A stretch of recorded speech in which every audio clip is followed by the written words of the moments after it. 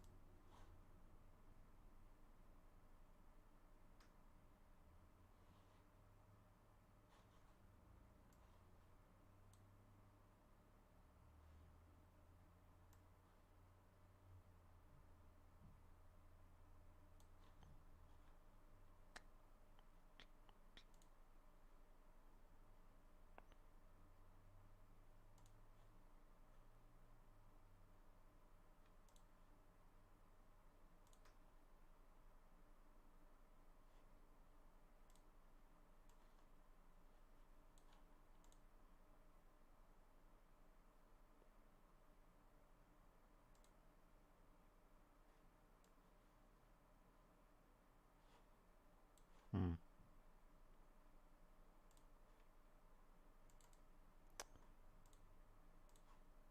I'm trying to show you guys something without doxing myself, but I don't know how to do it. I have to learn more. These are emoji. I know. I think the chat's allowed to be a little more immature, but I want the Discord to be held to a higher standard, you know?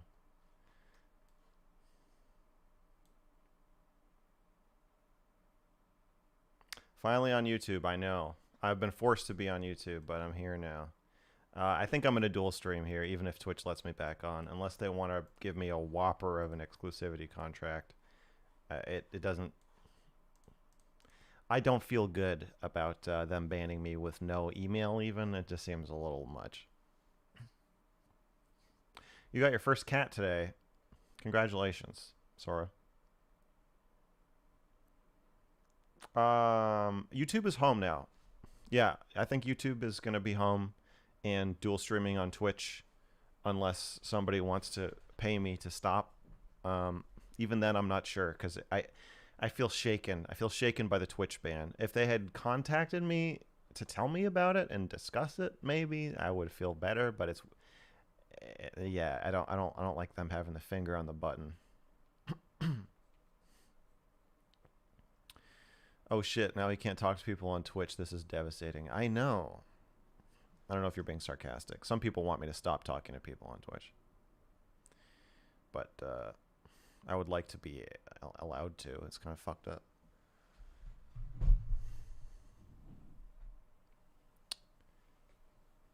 Thank God you are on YouTube. Yeah, YouTube video player is superior. True. I don't know why I got banned. I know it was right after the BX Bullet was.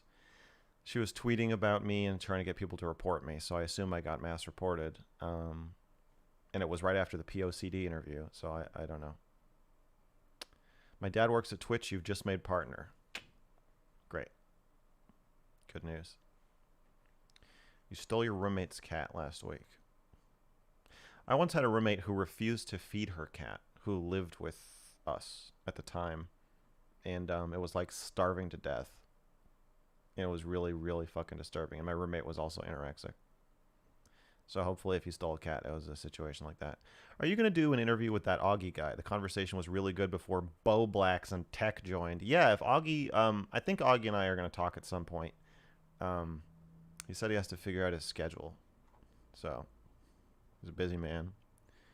But whenever he gets around to that, I'll figure out my schedule and we'll see. Maybe it'll work out. I don't know. Who knows? Yeah, I think that's the plan. I really want to talk to Augie. What's Twitch? I don't know. Best to move on and forget. Too based for Twitch. Could be. Could be. Have you talked to some streamers offline? Yeah. I'm still in touch with my peeps.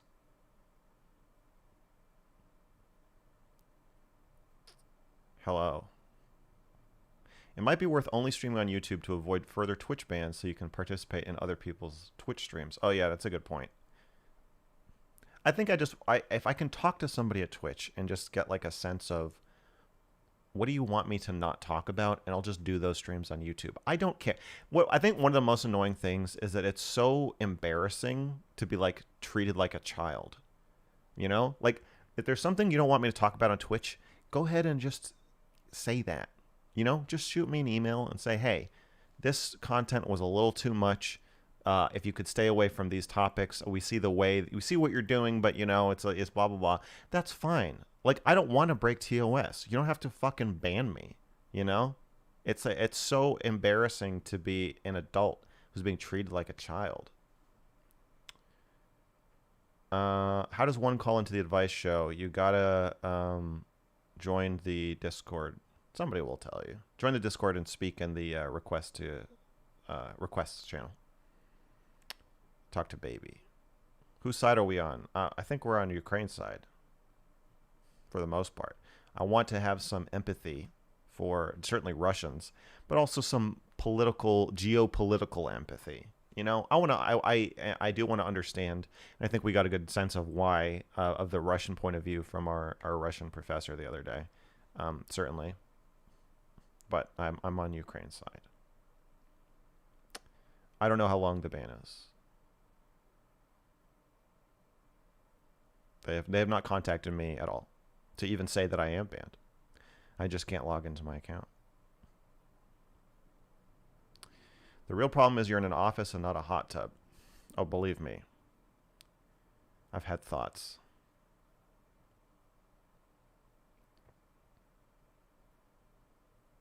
Their bans and decisions don't work under a set of guidelines. They're fluid and reactive. That's fine. You can be fluid and reactive. Just take this. If there's something I put up that you don't like, just take it down and email me, and I won't do it again. That's fine. I don't care. I'm not.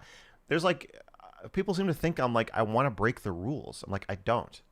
I want to be provocative without breaking the rules. So yeah, I don't know. I don't know if Twitch is coming back. Sides are cringe. Well, I guess, but when one country invades another and people are shooting each other, I guess you could stay neutral, but it's hard not to pick a side. So from what I see and from what I understand, you know, my understanding is that Russia is basically a fascist dictatorship. So I want democracy to spread throughout the land and not fascism. So I pretty strongly on Ukraine's side.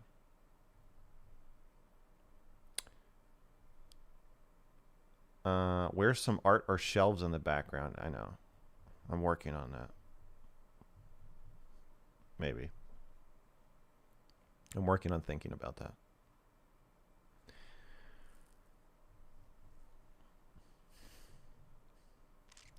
Okay. I'm going to get into Discord. Let's start talking to some people.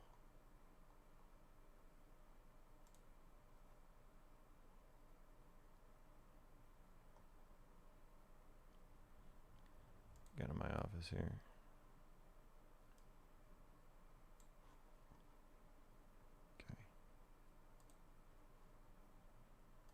Oh, and I might be talking to Bo Blacks. Like, did he respond to me? I was just... Bo Blacks, man, he keeps starting these, like, Twitter fights with me. I said maybe we should talk again, because he keeps calling me a no map.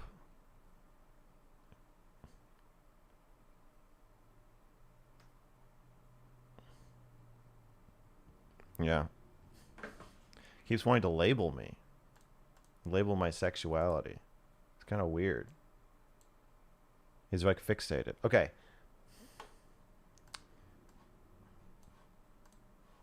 Baby. I'm ready for the first caller. Oh, I'm not actually, because I have to fix... Well, yeah, put them in. I'm ready for the first caller. I just have to make sure my headphones are set up right.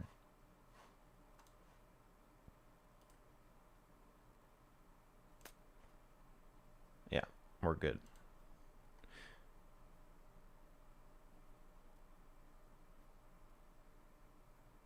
Do you think Twitch should risk unbanning you if they think you might violate TOS? Wouldn't it be in their best interest to not give you another chance? Best interest short term maybe, but in the long term, they're making their platform fucking boring. A boring platform was like a contest to see who can be the most conformist and dull. I think YouTube has a little more foresight here with understanding that maybe if they allow people to push the boundaries a bit, the boundaries of the audience could expand. Like you either have to be more boring or less boring than the audience. And Twitch wants the creators to be more boring so that nobody ever gets upset or challenged. It seems like a weird business decision. Okay. I'm going to hide chat. So if you super chat while I'm talking to somebody, I'm not going to see it. So thank you in advance. And I'm not going to read your question. If you want me to see it, you should wait. Okay. Hello. Hello, Max. How's it going? I'm okay. How are you? I'm doing all right. So I guess I'm coming to you here with a question of advice. I really do not trust therapists. I think that's my biggest, I wouldn't say fear, but anger is a better word. To sort of explain it, at the age of 2, I was diagnosed with autism. So from sort of that point on, my life has been surrounded with therapists.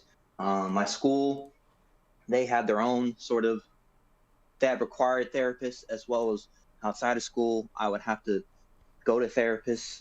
And a lot of the time, I didn't feel respected, or I didn't feel like they would tell it to me like it is. I think for one example that really kind of messed me up is I was watching a video going over, I was like 8, and I was in outside of school, one of their therapists. And basically, I was watching a video of an autism prescription, right? And basically, it's a kid that looks like a monster, like he's just going around ripping stuff up and everything like that. And they give him a pill, and he turns normal. And it says like some sort of thing like that. And the psychiatrist just looks at me and says, "Yeah, that's what we'll do to you." And it kind of made me realize that, like, I don't know, it hurt me a lot thinking that I was the monster, that how I interacted and everything like that. And that was an event. And I think at school, every single one of us, since we went to a school for the disabled pretty much, is every single student had therapy. So one of my friends in therapy talked about their parents. And then the therapist called up CPS on them. And pretty much they didn't get in trouble, but it was just for sort of confessing. So that kind of created a big distrust. And I think another event that sort of messed me up that I remember vividly is because it's kind of like everything's connected. The teachers and the psychiatrists are working together. So if you're doing bad grades, the therapists know about it. And if you're talking about something in therapy, the teachers also know about it. So of course they don't say it, but it's kind of clear that they talk. And I think one thing that bothered me the most, or at least that I didn't really get an explanation for, and we just kind of saw it as the way it is not everybody in the school was doing the best. And I remember I was doing jumping jacks, and there was a window behind me, and I just heard the screaming, and there was a kid trying to run away from the school, and there was a bunch of I guess helpers, and they tackled him, and they pulled out a syringe, and he was sprawling on the ground trying to get out, do whatever he could, and they injected him, and then they dragged him back to class, and he just kind of laid lump, and they kind of just did that. And not really hearing any explanation, or not really getting any reason for why that happened, kind of traumatized me a bit, because I was like, dang, they're supporting that, and I think that may be how they view me. And I don't really think they helped me with my autism as much, because they kind of just told me I'm special, without really explaining it, what that means. It's nice to be special, Spider-Man's special, but at the end of the day, it's going to be hard to get jobs and everything like that. So anyways. That's kind of a story. Is this advice or a confession?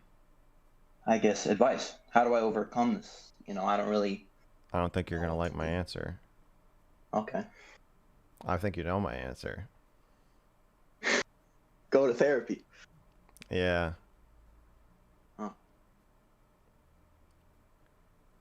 How do I make it even with a therapist who have wronged me in the past? Like, am I allowed to sort of um, treat them the way they've treated me? I would go to a new therapist. I'll go to a new therapist. Yeah, it sounds like the therapists from your past were not very helpful, so I probably wouldn't interact with them anymore at all. I mean, your goal is to help yourself, right? Yeah. So you got to find a new therapist who can help you.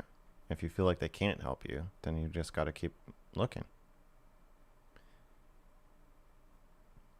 I think that most therapists are probably very used to having new people come in and tell them, oh, I had a really horrible experience with my last therapist or my last several therapists. I would assume they're pretty receptive to hearing that and working with you to come up with a new plan that works better for you. Is it bad for me to want to get revenge? I'm not saying that I think I would hurt a therapist or anything like that. I just think that, I don't know, maybe lie to the therapist, at least to make something even, waste their time a little bit. Is Well, that the a bad problem feeling is, to have? it's not, of course, it's not a bad feeling to have, but the problem is that if you waste a therapist's time, you're wasting your money or somebody's money. At best, you're wasting your own time and your own potential to get better. So I don't think revenge is going to help you.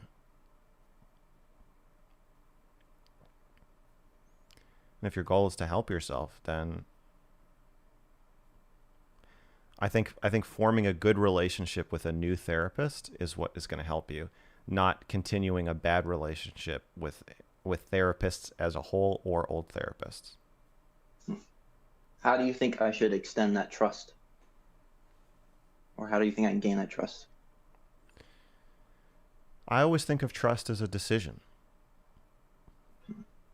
If you if you know someone's telling the truth to you or someone's trying to help you, you don't have to trust them because you already know, 100%.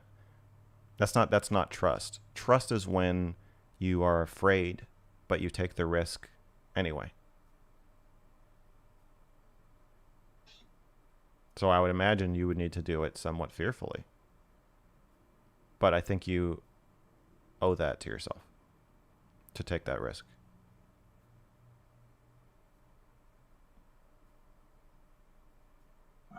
I think I get what you're saying. I think it's a hard pill to swallow, I I guess. know. Not really having any retribution or justice in that remark. I think a new therapist can help you figure out what to do with that anger. Something productive and positive that will help you.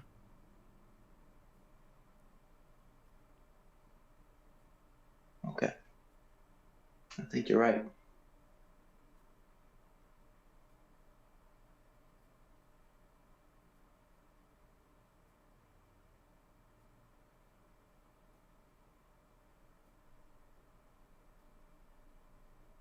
I know that this answer is the one that puts you more at risk in a way of having to trust somebody else, but I think in the long run it's going to help you a lot more.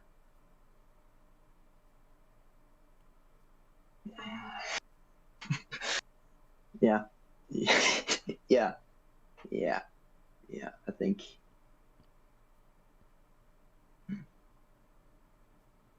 Yeah, you're right. You're right. I can't deny that.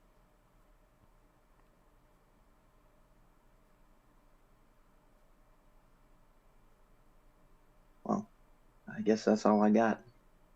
All right. Well, I appreciate you calling in. Have a nice day, man. Okay, you too.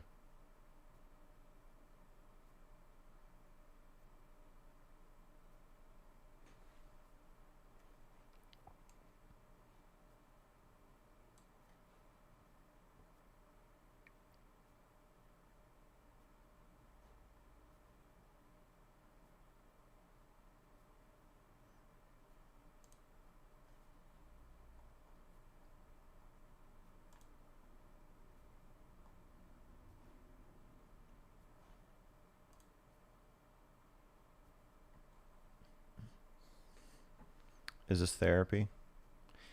No. This is not medical advice or therapy.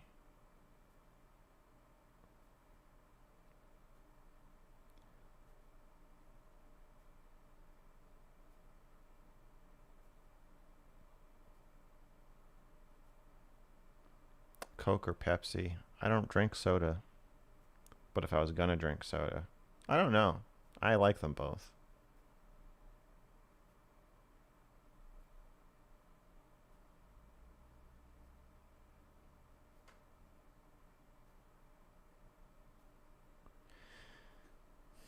Twitch did not say why. This is theratainment. We help you by helping ourselves. This is financial advice and legal advice.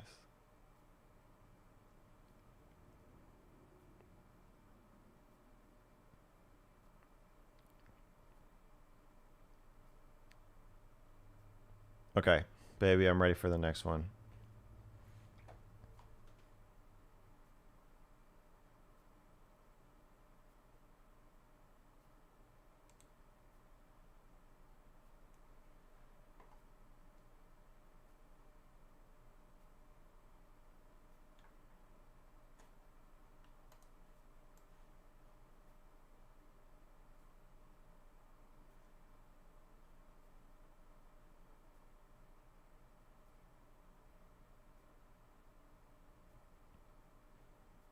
Do people pay to talk? No, you just get online in the Discord.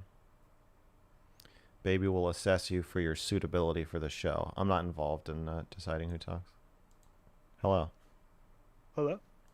Hello. Hey, what's up, Mr. Girl? Max? Nothing. What's up with you? Not much. Just thought I'd come in and do a little confession. Okay. Yeah, so I guess this happened like 5 years ago-ish. But I was with my girlfriend at the time, who I'd been with for 5 years. And during like the last year of our relationship, I ended up falling in love with her best friend, who we were all really close with each other. We had like a really close friendship, all three of us. And then I ended up telling her best friend. And it's just something that I like when I meet people, or when people get to know me, it's something I've never really told anyone. They're the only people who know, and then like my best friend knows, and that's it. But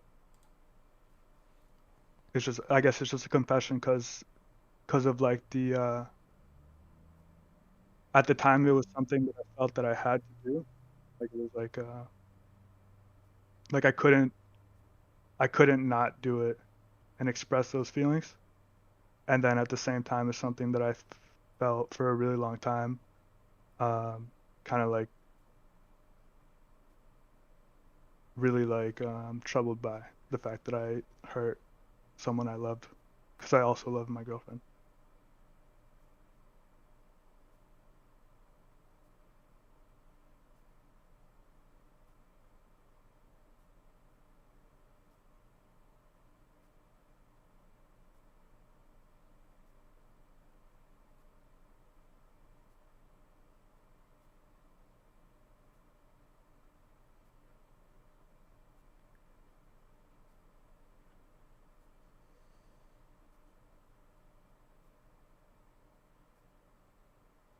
I don't think I have anything to say. What do you want to talk about this? Oh, I guess the reason I called in was I was just kind of curious. Like the I've kind of come to like to peace with it. Like I don't feel like I have like residual feelings about it, other than the fact that I still don't really know how to feel about like the morality of it. And I guess I just was looking for your kind of like input, or like your ideas on something like a decision like that. The Um, morality of feeling like you can't hide your feelings.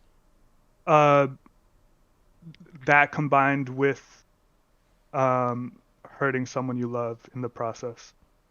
Did you broke up with your girlfriend by doing that? Yeah, the day after, yeah, after I did that, I knew we had to break up, so I broke up with her.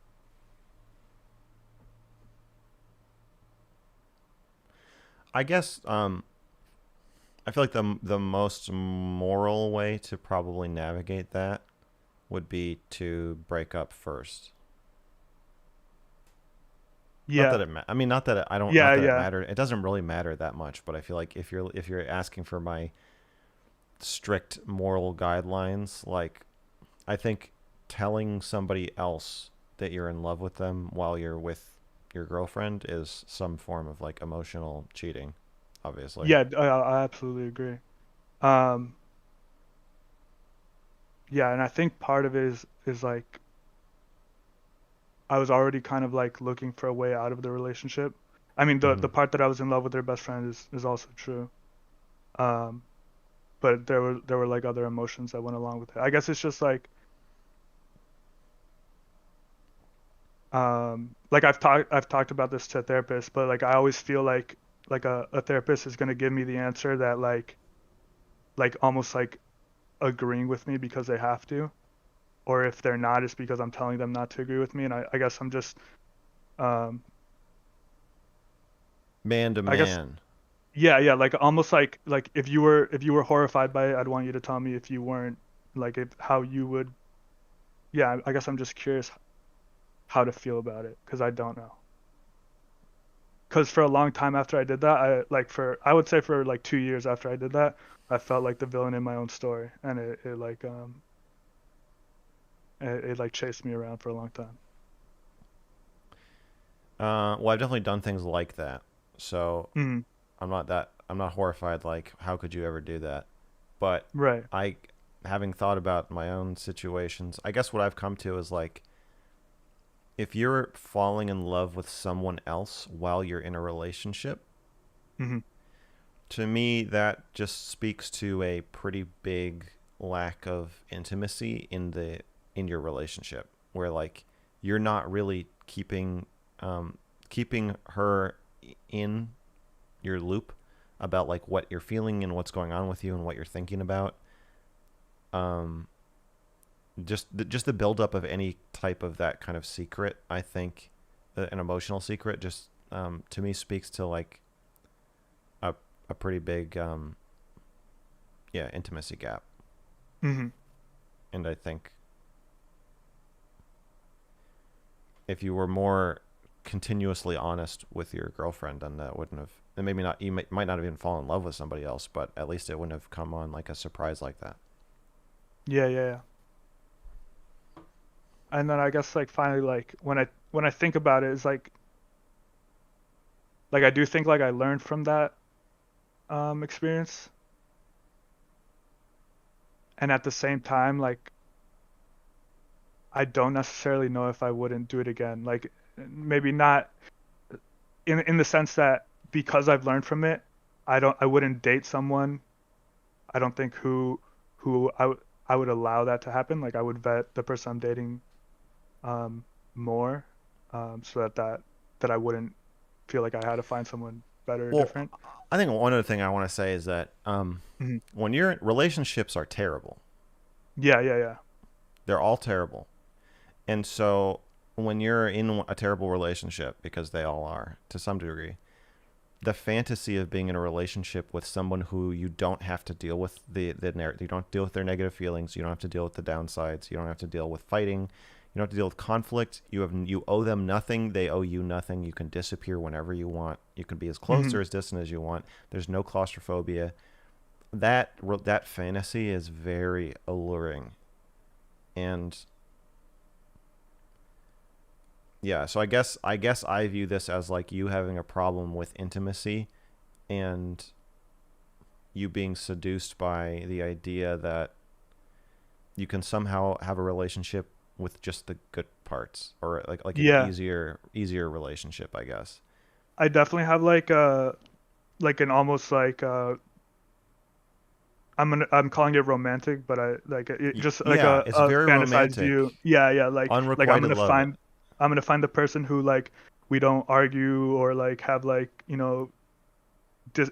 massive disagreements on who we are as people or anything like that, and I'm just gonna like meet this person and not have to put in all the work that a regular relationship takes because we fit that well together. And I think it is a lot of it is like coming to the realization that that doesn't really exist, and I think it's important to kind of understand that. But Yeah, I think that's kind of my take on like cheating or emotional cheating or even a lot of breakups. I feel like a lot of people, myself included, go through a lot of breakups where you didn't really actually try to solve the problem. You're just hoping you wouldn't have to. And usually the problem that you don't want to solve is a problem within yourself, and that doesn't have anything to do with the other person. hmm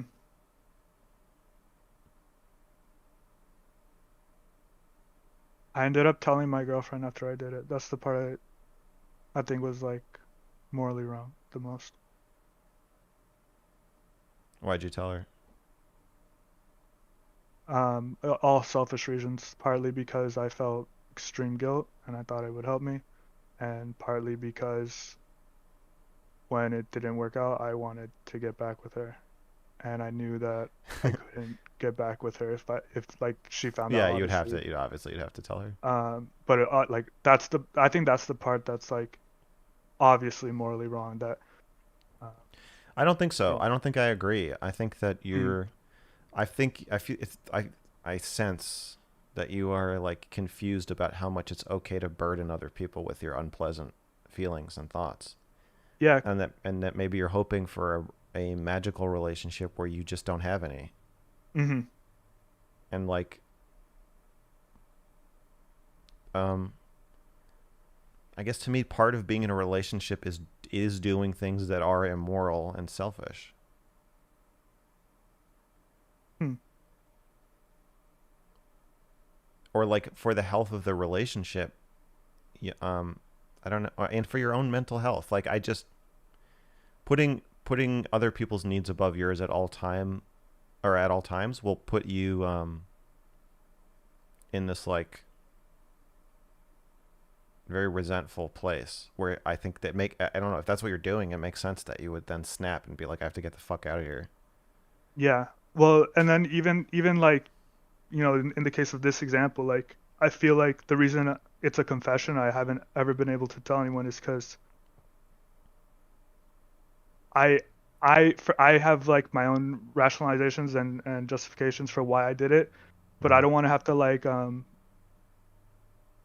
qualify myself to someone afterwards like no, I did this bad thing, but I had like I had my reasons and like and I'm like scared to do that almost like I don't like and I guess I would come to you with for advice of like how do you kind of like you know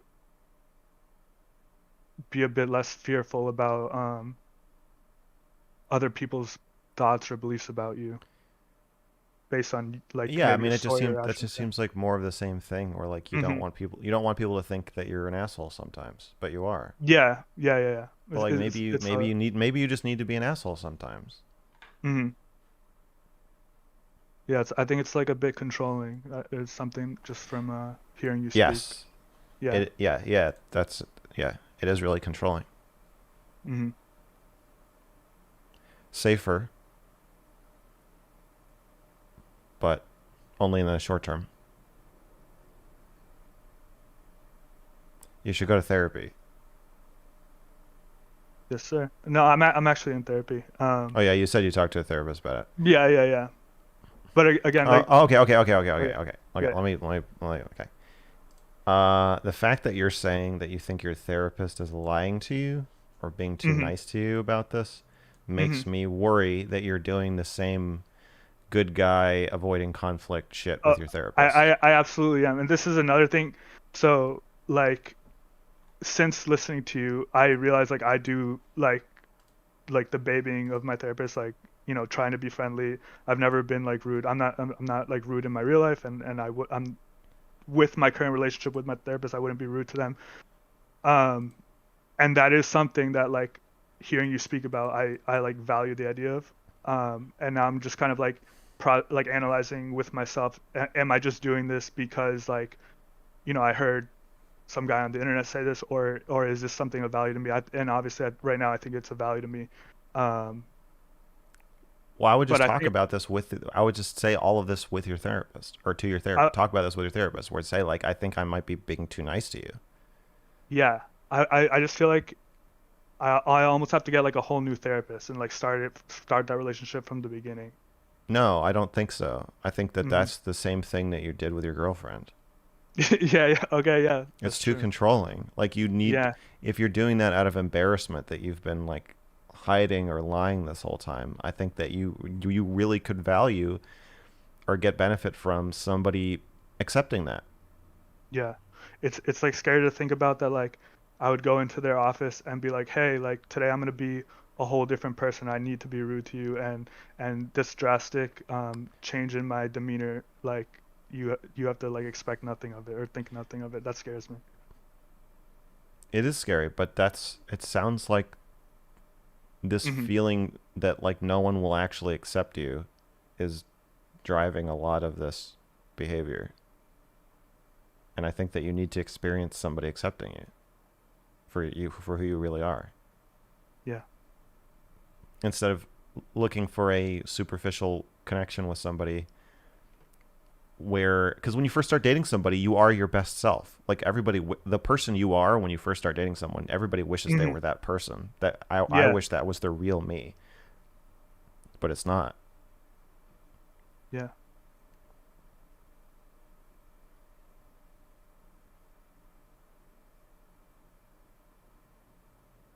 Thank you. You're welcome.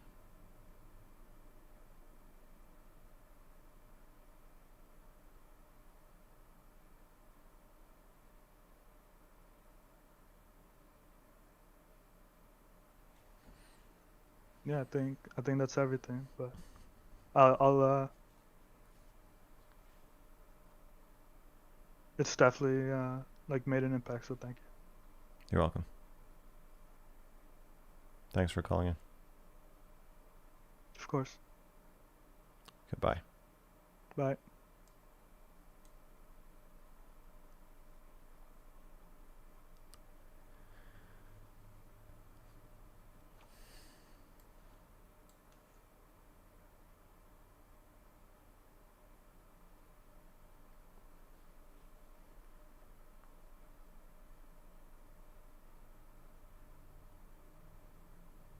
If you treat a woman badly, they will work harder to change you. Be nice from time to time, but for 70% of the time, be mean. Well, that sounds a little overly calculated to me. I would just try to be yourself.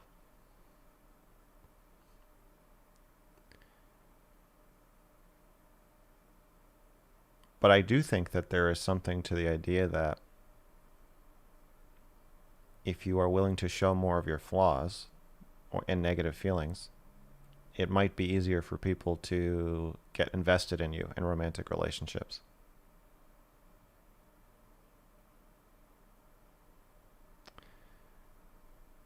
I have to go get a plug for my camera because I just realized it's running on its battery and it's going to die if I don't. I'll be right back.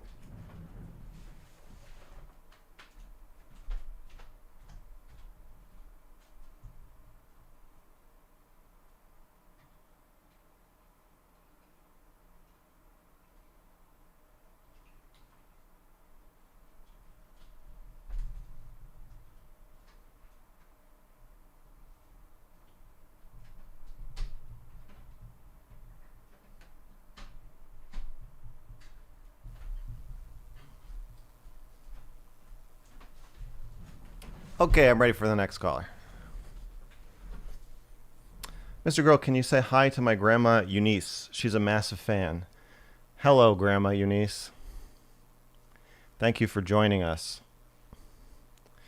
And thank you for being such a wonderful influence on your grandchild that they would watch my channel.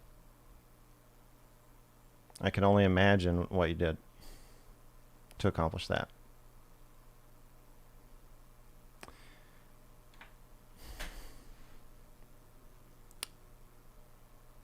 Hard disagree. Women always act like they want a sensitive person who talks about their feelings, but when they have that, they dislike it.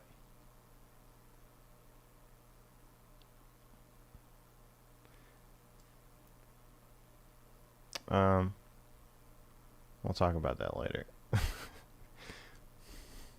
That sounds misogynistic. Not that that means it's not true, but it's just to, to start the discussion with that. Okay. Hello. Hello.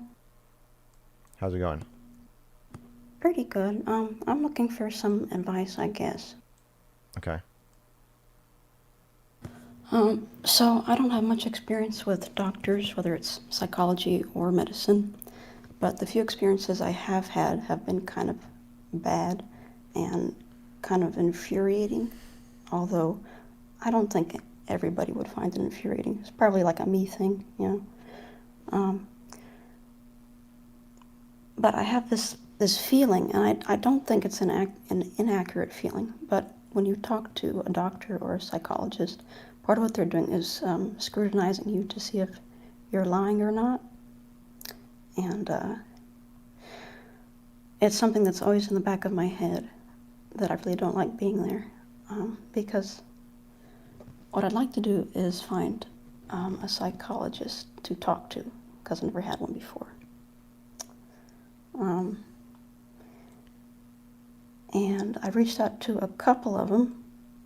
One got back to me yesterday after 2 weeks, but in those 2 weeks I was basically feeling really, really angry at being ignored because it's been really hard to find help. So I kind of want some advice or like a shortcut on how to find somebody who will listen to me and not put a bunch of doubt into my head, because that's something I have to struggle with already. And having to get it from a professional that thinks this person's a hypochondriac, this person's lying to me, this kind of thing, is pretty bad for my mental health. So do you have any recommendations on how to find a good person quickly? I think that... What do you want out of therapy?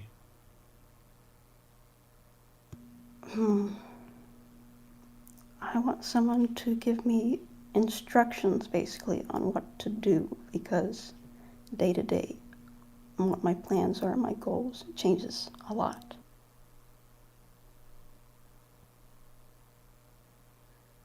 I think you might need to look at different types of therapy and try to find a therapist that specializes in something closer to what you're looking for. Because a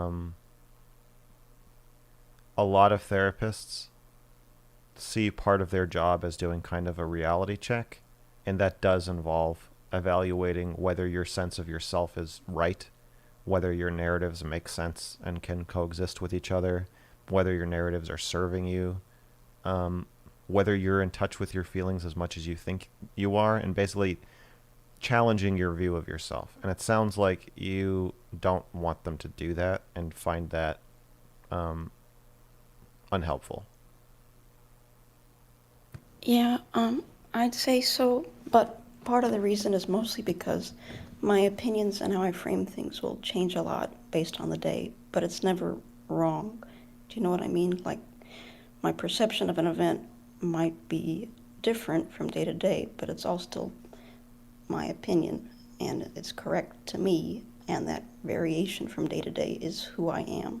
So having somebody like challenge me on things, it's kind of disturbing to me, because I already know that my opinion is shifting. The point is, how do I consolidate that and stick to a goal? Yeah, so I think that I would just be as upfront as you can about what it is you're looking for. And basically tell them you don't want to be challenged if you don't want to be challenged. Because I think that when most people go to therapy, um, they are looking for some pushback on their perspectives about their lives. Some people, like, I think some people want to change their lives by making decisions or changing their routines or behaviors or whatever. And then some people want to change how they view their lives, which I think involves some amount of um,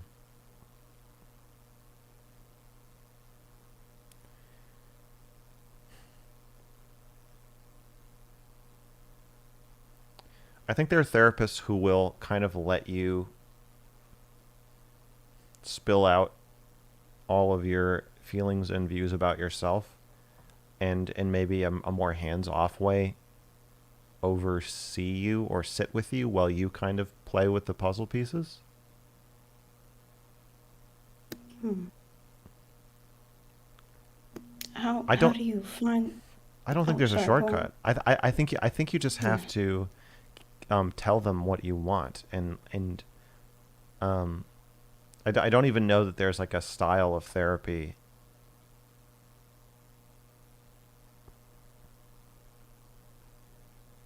I would look at different styles of therapy for sure, but it might just come down to finding a person who can hear you say like, I don't want to hear you tell me I'm wrong about something. Hmm. Well, part of the reason I'm asking you is because I think in some ways that you're like this too. I think you feel like you are right about things, and if you get somebody giving you pushback, it's like you don't want to deal with that much in a certain way. Like, I think you are suspicious of people when you first talk to them, right? Um, until they prove that they're going to be as honest with you as you are with them. So how long did it take you to find somebody who was giving you the feedback that you wanted? I've been kicked out of a lot of therapists' offices Right. for giving them feedback. Um, and I got to a point where I could make the therapist freak out and hate me and never want to see me again after one or two sessions. So and I did that by just being very forward about what I was thinking about them and their therapy style in real time. I'm also frequently accused of telling other people that they are wrong about themselves and their feelings. Yeah, yeah. So I, I don't I think all of us do that. I think we all have our own opinion about what other people are saying about themselves and whether it's true.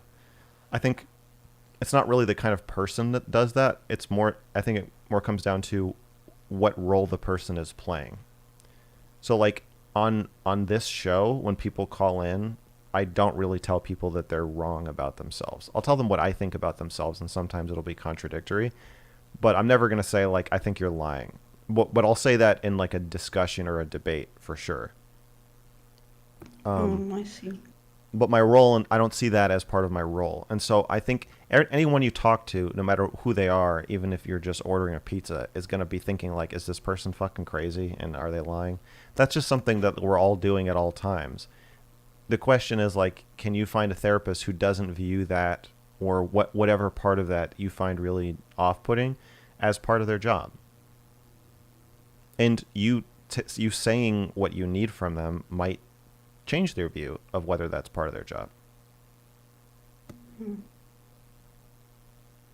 I don't think there's a shortcut. I think that you just have to.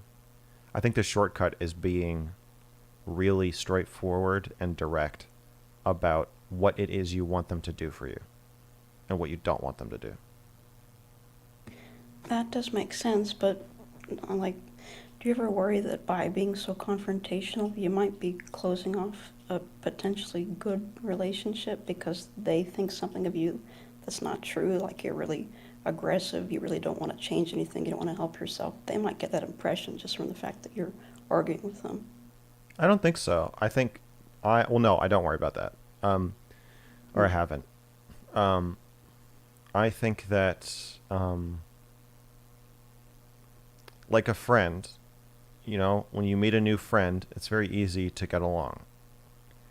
And you don't really find out what how strong their relationship is until you get in a conflict with them. Anybody I can see what you mean. anybody can treat you well when there's no conflict. And so I think with a therapist, I'm like, why don't we just, I mean, like you, I usually go into the first session already fucking irritated by them and the whole situation. So I'm like, we can have a conflict right now, so we might as well just do it now. Like, I'm not going to pay you, $100 or $200 a week for 2 months before I find out if you can handle someone being mad at you, which I think is like the most basic skill a therapist needs to be able to have. And a lot of them don't have it. So I would just put the pedal to the metal. I think that's the closest I can come to giving you a shortcut, is just let her rip. Okay. Does it bother you that you're paying for like the first session to this person who might just reject you after the first session and now you're out of that money? Yeah, that does bother me. Having to pay somebody to take care of me or help me take care of myself bothers me in itself. That Yeah. alone is a good enough reason to have a fight with a therapist on the first date. Just the fact that you're going to a therapist and paying someone to sit there and listen to you is annoying inherently. Yeah, that makes sense. But you would recommend, like, if you're angry, just be angry? You think that's worked out for you in the end? I don't know that anything works out for anybody in the end, but it's what I do. Yeah, and, I wish I could be like that. And, I want to be like that. I'm just concerned as to how that changes how you fit into the world. If you're always aggressive, you're always looking for fights. A lot of people just won't ever deal with you because of that. But, it's how I want to be. I would prefer that. I don't want to deal with people who want me to beat around the bush. I think in therapy, if nowhere else, it's important to me to make therapy into a place where I can really be myself. I mean, to me, that's the whole point of it. Yeah, I think that's right. Okay, well, I'll keep looking then. Thank you. You're welcome. Thanks for calling in.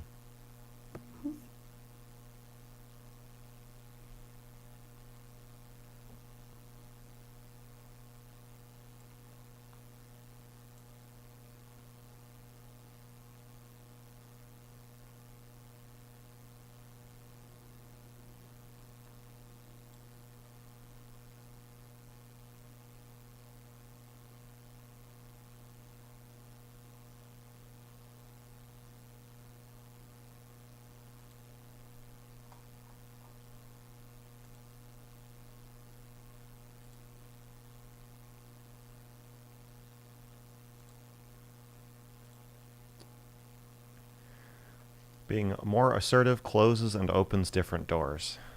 Very true. Yeah, I don't think there's one right way to live, for sure. As far as assertiveness and aggression goes. Also, depending on your location or the culture there might be no therapists who are willing to put up with aggression. Mic buzzing. Is my mic buzzing? Oh yeah, what is that?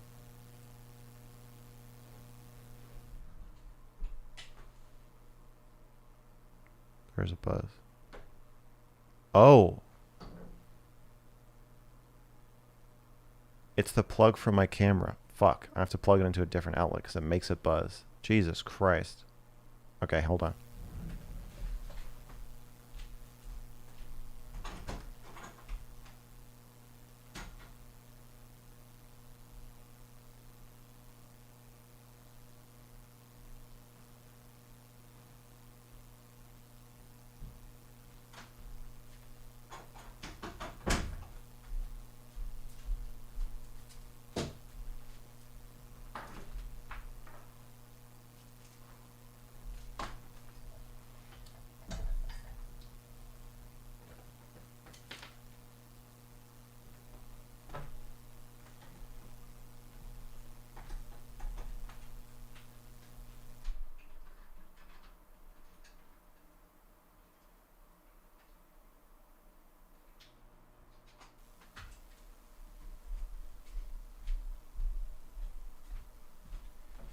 Okay, fixed. Bad grounding, yeah. I don't know. I fixed it, right? Yeah, I don't know how to fix that. I guess I should get a new AC adapter for the camera. A smaller buzz is back now. It's buzzing worse now.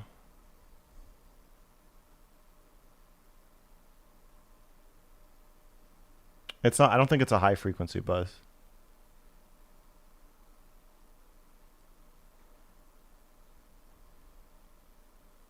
Okay, it's better. Great. Yeah, I might need to get a new AC adapter. I don't know how to fix that.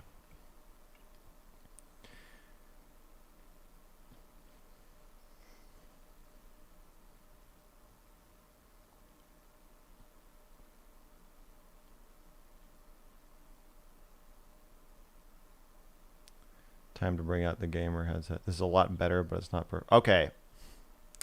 We're going to move on, and I'll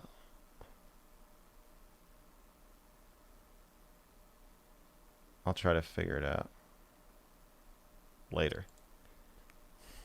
Okay, I have a message from Baby about people who want to talk.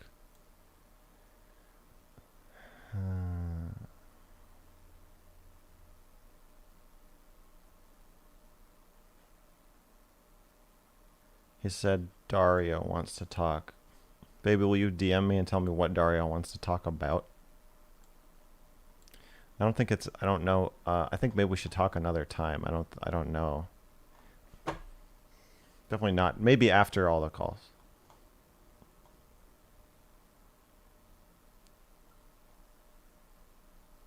Okay. Also.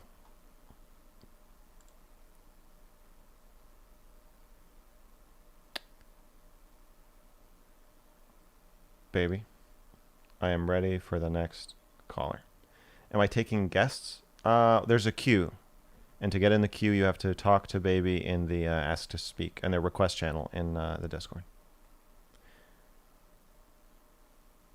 There's room noise. Yeah, it's probably my my computer you're hearing. My computer's like up on my desk right there. It's pretty loud.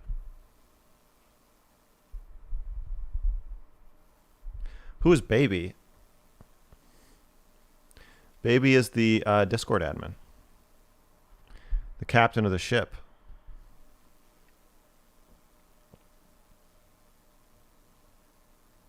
This is the chat I am reading. There is only one chat.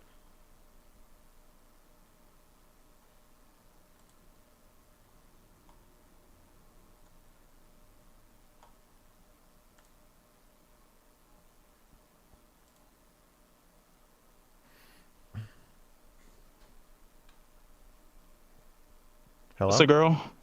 Yes. Hello? Hello. Hey. Hey. How you been? All right. How are you? I'm doing alright. So yeah. Anyways. So basically my situation is that basically I'm in a relationship right now, right? I've been in a relationship for more than a year now. Or I guess a little bit more than a year. However, I'm not exactly satisfied with this relationship. Like, I wouldn't say I'm not happy, but because I am happy, and you know, my girlfriend does make me happy a whole lot. But again, I'm just like not really satisfied. And so right now I'm kind of in a position where I'm kind of keeping my options open, right? So like, you know, if I find a girl attractive and like she finds me attractive, whatever, like I wouldn't mind like talking to her and all that, right? However, also like I kind of also find the conundrum where like, you know, that's kind of almost cheating, right? Because like of course I've actually so far I've actually never cheated on my girlfriend. However, it's really only because I just really never had the chance to, right? But anyways, I guess my question to you is, is keeping like I know this sounds very immoral, but I guess if I'm happy and I'm satisfied with this, is keeping my options really a bad thing, right? Or like, what should I do? Keeping your options open, like talking to other girls and keeping like some embers smoldering in case you want to start a fire there later. Yep. But you're in a monogamous relationship. Yeah. I mean, So, how do you feel mhm. about your girlfriend doing the same thing?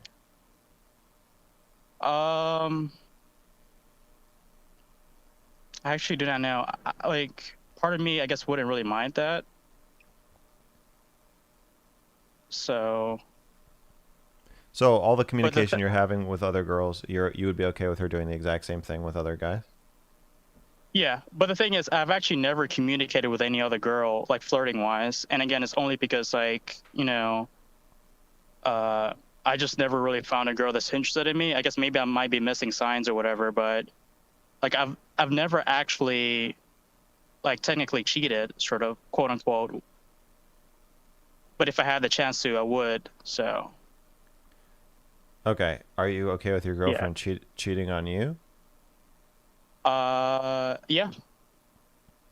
But the thing is that she's not into, like, by the way, I've kind of had sort of this discussion before, a lot before, Okay. where I kind of try to get her to be like polygamous. Yeah. However, she's not really interested in that. So, yeah. And Yeah, it sounds like you don't want a monogamous relationship. yeah. What are you asking me? What you should do? So, okay. It's just that this situation feels very immoral for me, but and like, I th- I'm also really conflicted, right? Because I also do not want to break up with my girlfriend, what because are I you also do asking not me? want to. Yeah. So I guess, like, an advice to what to do, right? Like, should I ultimately break up with my girlfriend, or should I ultimately, like, make her get us into a polygamous relationship, or I would just I think what you can do is say, I want to be in a relationship with you, but I don't hmm want it to be monogamous anymore. So it's up to you, yeah, but I got to tell you, like, I am no longer a monogamous person. I don't believe in monogamy. I don't want monogamy, and um, I would like to keep dating you, but I want to whatever. Like, if you're saying you want to date other people, you want to just have sex with other people, I would say whatever it is, just say that's what you need. And like, if she wants to keep dating you, I would just put the ball in her court. If she wants to be with you still, then she can, and if she doesn't, then she doesn't have to. But I don't think trying to yeah, talk her into it is gonna matter or be helpful, because even if you talk her into it, if she doesn't really want to do it, it's not gonna work anyway. And I think that, yeah, like, pretending you're in a monogamous relationship when you know you're not really, and just like, even if you're not doing anything with anybody else, I would just you know tell her what's going on. yeah. But yeah, I mean, that's probably true. But I'm almost positive, if I make the ultimatum where we have to be in a polygamous relationship, or not, like, I'm pretty sure she would break up with me, and I really wouldn't want that. Yeah, but it sounds like you would rather that than be monogamous. I don't know. Well, I would I make your mind guess, up before you talk to her, because it's not going to come across very well if you say, yeah, like, I need this. I'm polygamous. My sexuality is changed and blah blah blah. And she says, oh well, then no, I'm out. And you're like, okay, never mind. Let's just be monogamous. I take it back. Like, I wouldn't bluff. So I would make sure where you stand on this, and then tell her exactly where you stand. yeah. I mean, what do you think? Do you think it's a good idea to, like, do you think it's just a good idea to just keep being monogamous, and, like, even though I'm not fully satisfied in the relationship, I can just keep being in a relationship? Or maybe I should do the second idea, where I should make the ultimatum, or we have to be polygamous or not? Like, what do you think? I don't know. Non-monogamous and monogamous relationships are both challenging for different reasons. So, Yeah. I mean, yeah, you can either the plan is you're never gonna fuck anybody else for the rest of your life, or you're gonna have a non-traditional relationship where both of you are like doing something that most people aren't doing and are dating other people and like, they both, there's a lot of jealousy and extra communication that has to happen. Both are a lot of work in different ways. So I would just figure out what you need, and then, but I just don't think you can realistically have your cake and eat it too,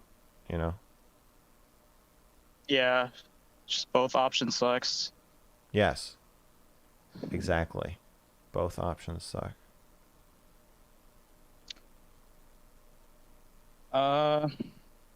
Okay. Also, I kind of wanted you to hear my hot take, right, about The Okay. Last of Us. Okay. Okay, so my hot take about The Last of Us, right, is that I believe that The Last of Us 2 is way better than Last of Us 1, and that's mostly because of the story. Mm-hmm. And then I also believe that Abby is basically a way better character than Ellie, and I think her moral beliefs are better, like makes sense, makes way more sense, right? I think that like the whole conflict with like Joel dying and all that. Like I perfectly believe that Joel kind of deserved that. I know that sounds like really like harsh, but like if you really like think about the story, it makes sense why Abby killed Joel. And I don't know. I think people hate on Abby way too much, and I just feel like she's just really the true protagonist of The Last of Us 2. What do you think? Hopefully that's not too of a hot take. No, I think that's I'm happy to let you say what you think, but I don't really want to talk about it right now. I gotta be in advice and confessions mode. I can't start just talking about video games. Yeah. Yeah, you should talk a lot more about The Last of Us, though. I think that's true. I feel like it's a no, really that, good that, game. That I agree with. I should. Yeah. Well, okay. Well, thank you. Thank you. Thanks for calling in.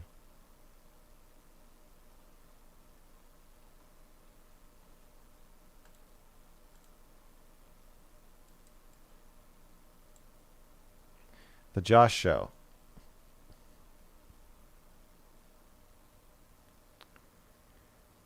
You said you found the kid sexy because that was the goal of the movie. Apart from that, are you attracted to all the other minors as well? All? Am I attracted to all minors? No. What do you think I am, a slut?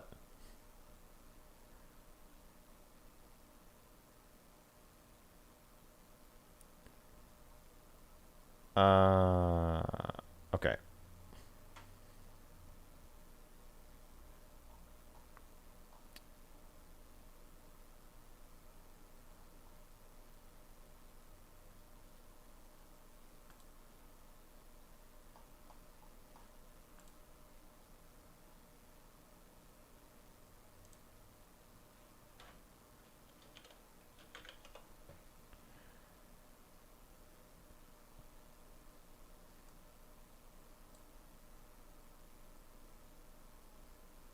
You want to talk? Then you gotta talk to Baby in the Discord.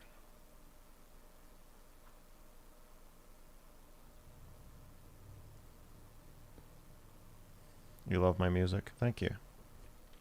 I'm starting to ramp up on working on some more.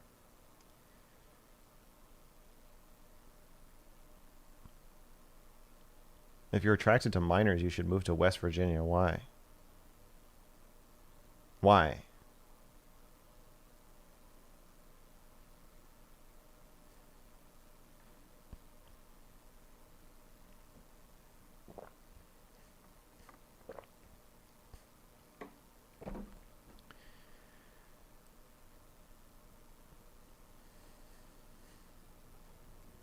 All right, baby. I'm ready for the next one.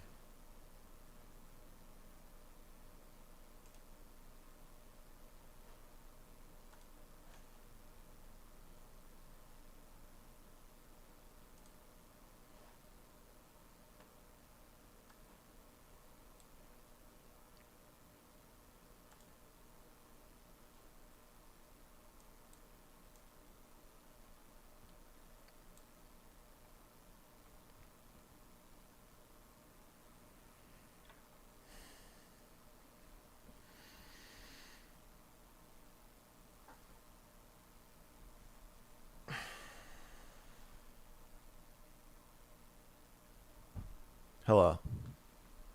Hello? Hello. Oh, this is weird. I just came off the. I just like popped in right away, and I was just sent in. Yeah. Alrighty. I guess everyone says this is surreal. It really is weird. Is it? Yeah. Yeah. I guess I have a confession. It's probably pretty short. Okay. Give me 1 second. Sorry. Okay. You gotta sit up for this shit. Yeah. This is like I was just like a rocket ship straight into this. Okay. I worked previously for a pet care provider service. I basically was a dog walker, but sometimes I would what do you call it? House sit. And I'm like a pretty normal guy, I guess, but for some reason I did this bad thing. And I really think you somehow made me do it. I swear to God, if I never saw your channel, I never would have done this. Wait, I made you do what you're about to confess to? I mean, not like you're like the devil and I'm hearing voices, but like I feel like I never would have done this otherwise if I didn't watch a video. Okay, so you're confessing on both of our behalves. Continue. Yeah. You're a co-conspirator for sure. Okay. I was there taking care of her cat, or I fed her cat. I go there 30 minutes and you leave and you get like $20. It's pretty bad. It's not fun. I quit. But we do like a preliminary meeting thing. And it's like her and her boyfriend. I never actually had it's normally just like really old women or old couples. And it was actually like a 30-year-old couple for once. For some reason, the cat food is in the bathroom, not the bathroom, the bedroom, and the closet was open. And I see that her underwear drawer is open. It was like a weird Call of the Void moment where I was like, we really do need to steal a pair of her underwear right now. And so I went in, I pocketed it, I fed the cat, then I left. And then once I got home, I immediately threw it away. I was like, why did I do that? This is so weird. I'm just going to throw it away. So that's what I did. And that's my little confession.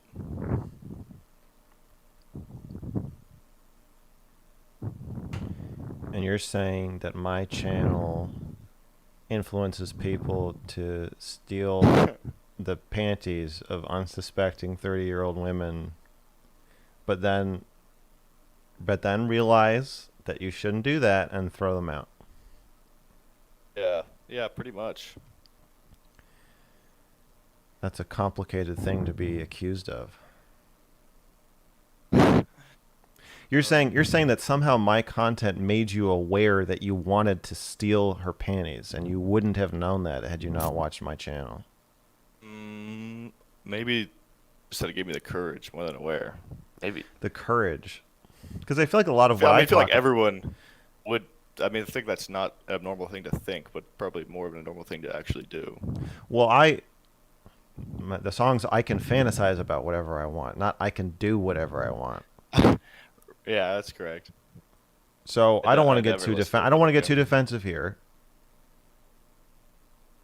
Okay, yeah, I mean, probably reflects more on me than you, but probably the fact that you stole some poor lady's undies probably reflects more on you than me. Well, if maybe it does reflect on me, I don't fucking know. I don't know what I'm doing. I don't know what effect I'm having on the world. This is the first direct feedback I've gotten from a viewer about what I've put out into the world, and what I'm getting back is stolen panties. So I don't know. I don't know if I'm like a. Maybe I would have done anyways. Maybe I'm just like that's just a weird thing, excuse that I have that I said I that. guess we'll never But, fucking know now, will we? Because no. you listened to Mr. Girl, and then you stole some panties. All right. Yeah, Well, that's very true. so let me clarify my stance on panty thievery. I think it's. I guess here's people's concern about me. I think at this point even a lot of my naysayers understand that I want people to be in touch with their feelings and thoughts and fantasies and ideas and whatever, even if they're weird. And I want that connection to happen with boundaries. And so my problem, I guess, with a lot of how we talk about our desires, especially on the internet, but maybe in the world, is that we try to control our desires by not knowing about them. To me, that makes us all into like ticking time bombs that could go off at any second.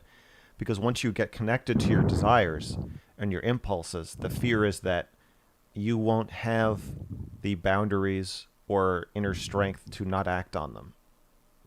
And so maybe I helped you realize that you did want to take those paths, but maybe I didn't give you the accompanying self-restraint and tools and respect for other people's property and boundaries that you would need in order to not actually steal them. So maybe, but hopefully, this is just a brief gap.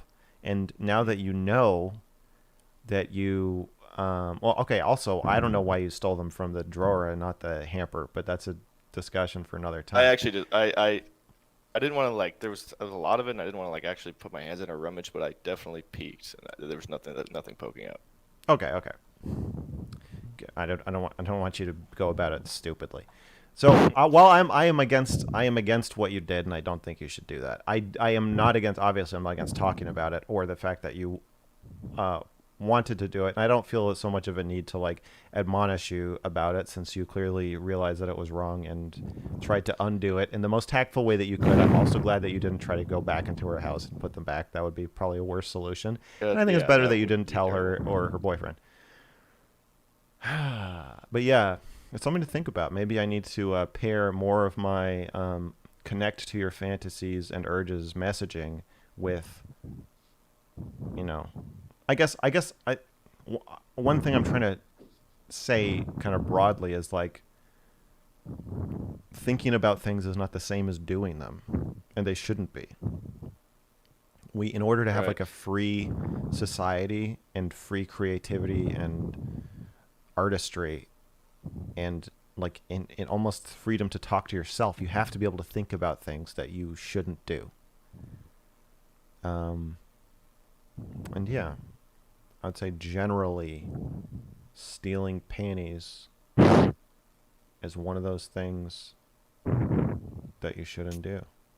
But they did in SpongeBob. I think maybe that's what did it. Now that I'm thinking about it, didn't they have a whole episode on that? Well, I take back everything I just said, and you should watch SpongeBob.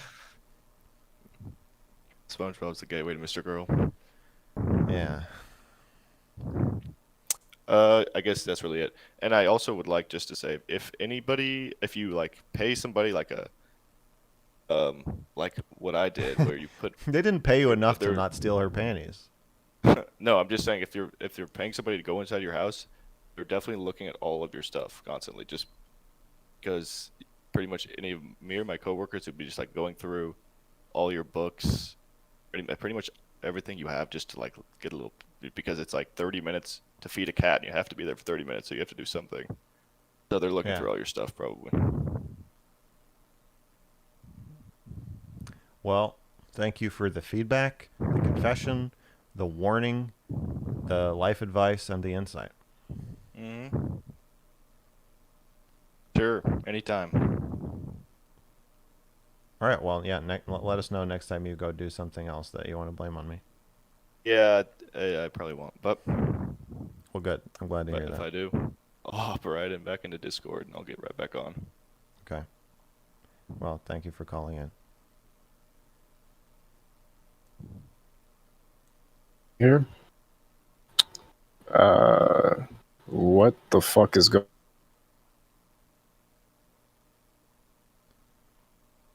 I accidentally went into the waiting room for a second.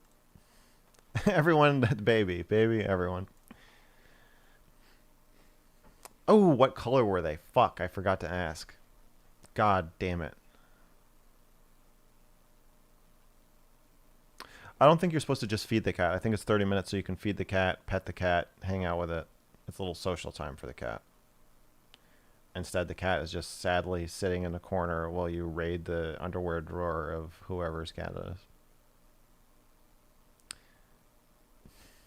is. Snooping seems really risky in the age of cheap hidden cameras. That's a good point. They can catch you doing that shit for like $20, and you could be in serious shit if you do. So, morality aside, out of self-protection, it's a terrible idea.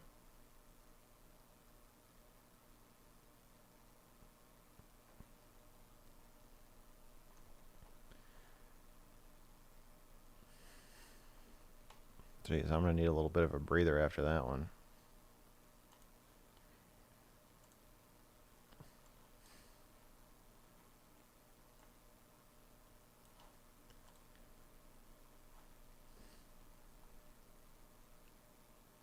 Bribing the cat to keep quiet. Yeah.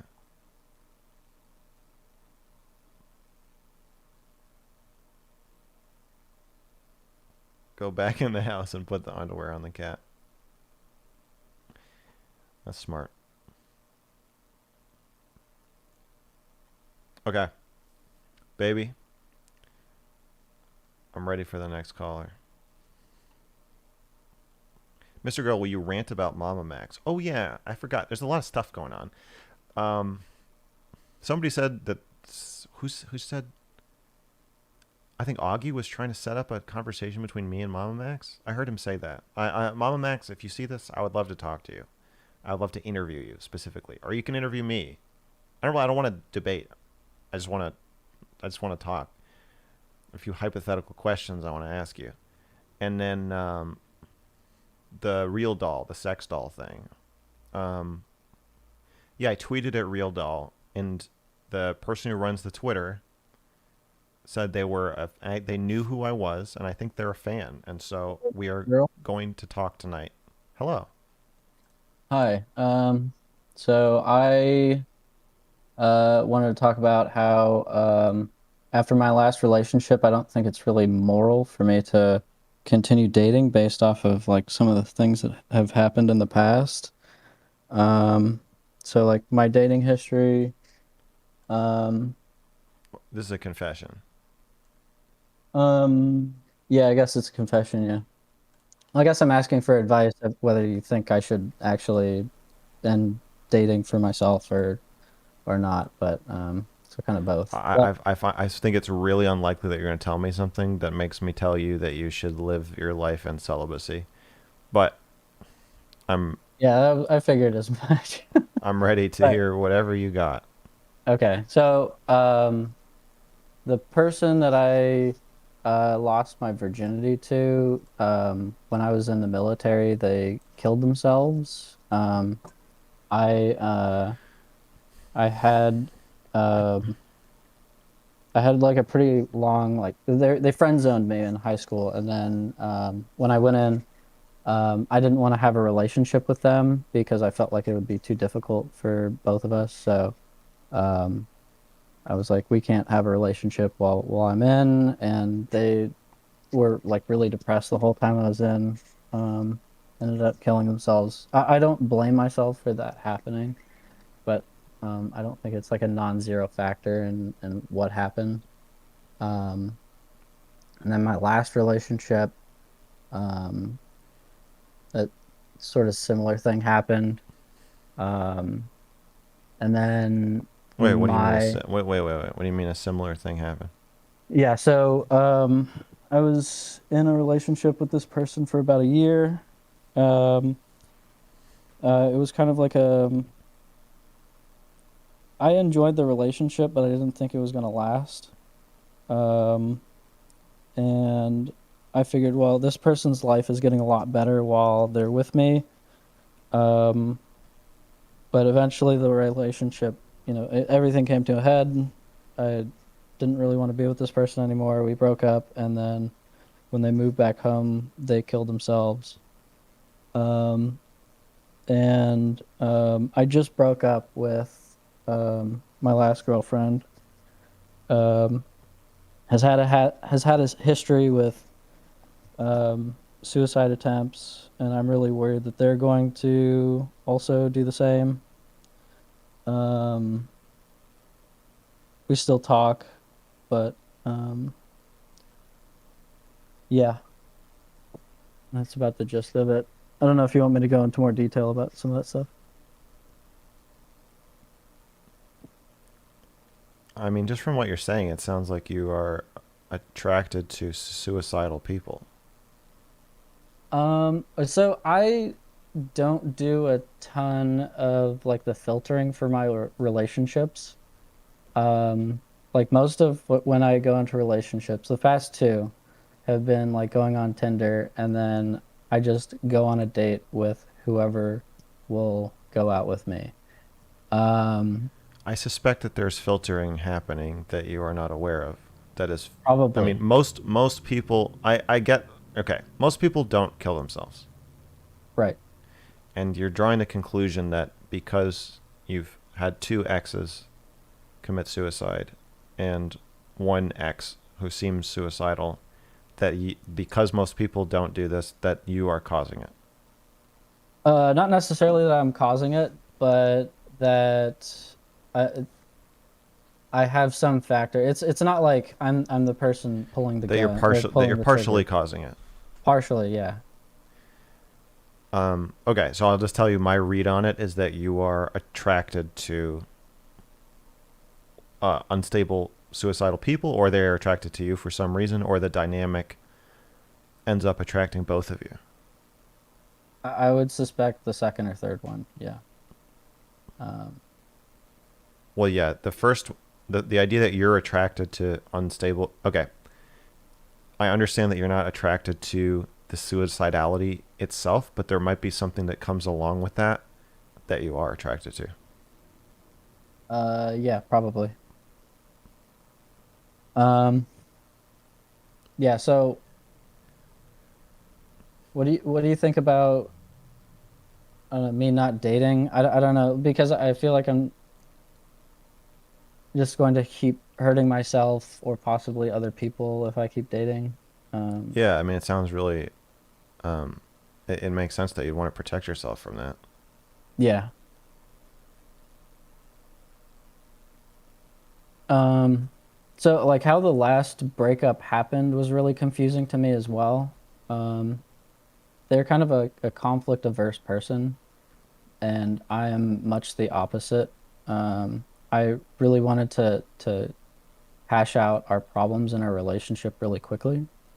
And just I didn't really want to waste time with that stuff. So with I don't know, if it wasn't going to work out, I wanted it to be over sooner rather than later. And we got in fights because they didn't want to talk about the stuff. So most of the stuff was like, I don't know, they thought that I had certain political opinions that I don't even have, or like talking about their previous relationship that they had problems with, or like stuff that I've had to go through and stuff like that. And they just didn't want to talk about it a lot of the time. And one night I brought up a bunch of stuff like I don't like how we can't talk about things. I don't like how there's like power dynamics in our relationship that I don't like. And they thought that I was breaking up with them. And she was like, "This is bullshit. I'm breaking up with you." But I don't think she really meant it. I think that, I don't know, I still am not like super clear why they did that. We ended up like making up afterwards, but I like confronted them a couple days later, like, "Hey, you can't just break up with me. Like I have to like take you back first." And they saw that as the relationship was over. We're still like talking. I don't know if I should like. I still like the person a lot. Like I love them. Um, I don't know if I should get the relationship back together. I'm just really confused about like what to do right now. And I'm worried about a lot of stuff. Yeah, I think it's pretty hard to navigate like a already emotionally complicated and very loaded situation while also feeling like you might in some way have a gun to her head Yeah. and feel like you're responsible for literally like a life and death situation. It's going to be really hard to sort out your own feelings and needs if you think that's happening at the same time. Yeah, I was putting in a lot of work into the relationship, and I was trying to make things work really, really hard. And she wasn't. That's one of the things we talk about a little bit, is that she was not trying to make the relationship work as much as I was.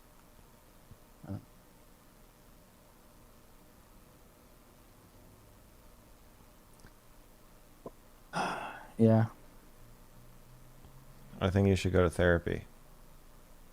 Yeah, I'm trying to get a therapist through the VA, but I've been doing that for like 6 months and I still don't have one. Cool. But yeah, I'll work on that. Thanks, Mr. Girl. You're welcome. I hope you have a good rest of your talks. And, wonderful day. Thank you. You too.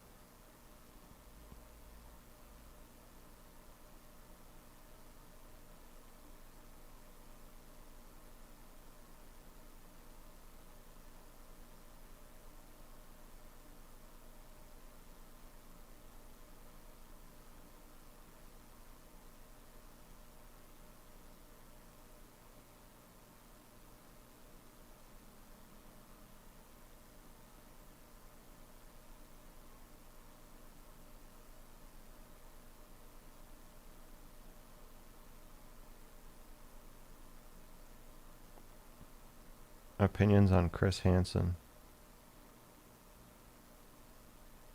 I don't know. Obviously well-intentioned. Kind of against the whole Sting thing.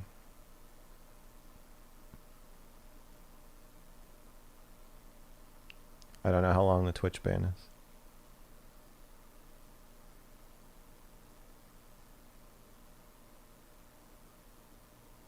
Chris Hansen is great if you want dopamine hits and to feel like you're actually making a difference when you're just a lazy couch sitter. That's funny.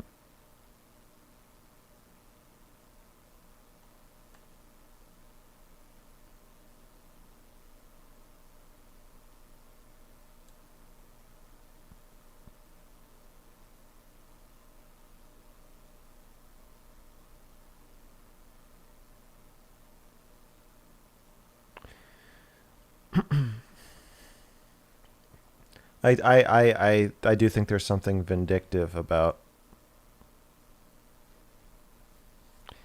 and been kind of vicious about most pedo hunters and something ideologically weird about talking people into crimes and then ruining their reputations and arresting them.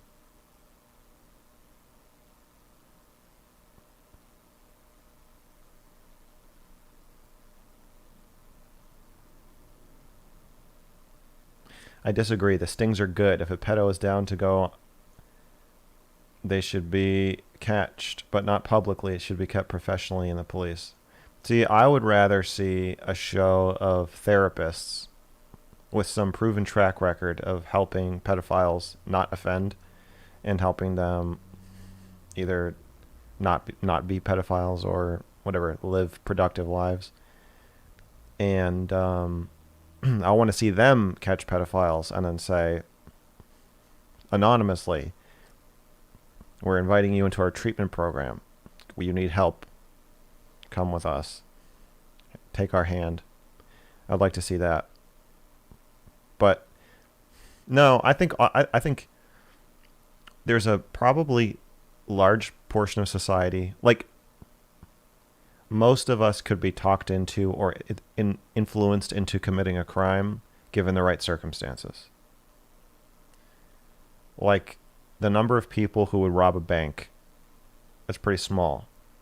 But the number of people, if they knew there's a duffel bag of like the bank's money sitting in a parking lot and no one was watching it, and you knew you could walk away with $5 million insured, untraceable cash, a lot of people would grab the bag. And then to then arrest those people because they're criminals feels like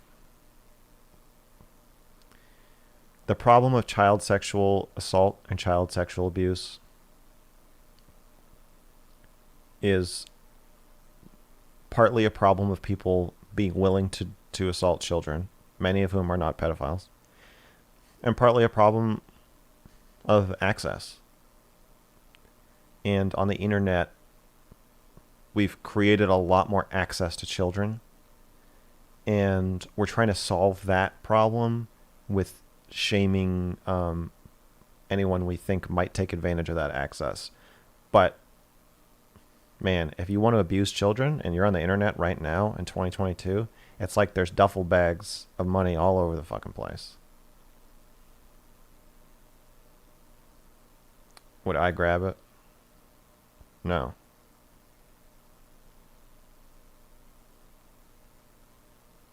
But I don't think there's really anything wrong with somebody who would, or who would want to.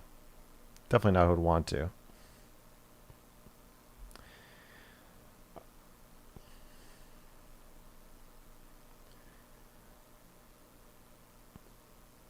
I have maybe an inhuman amount of self-control.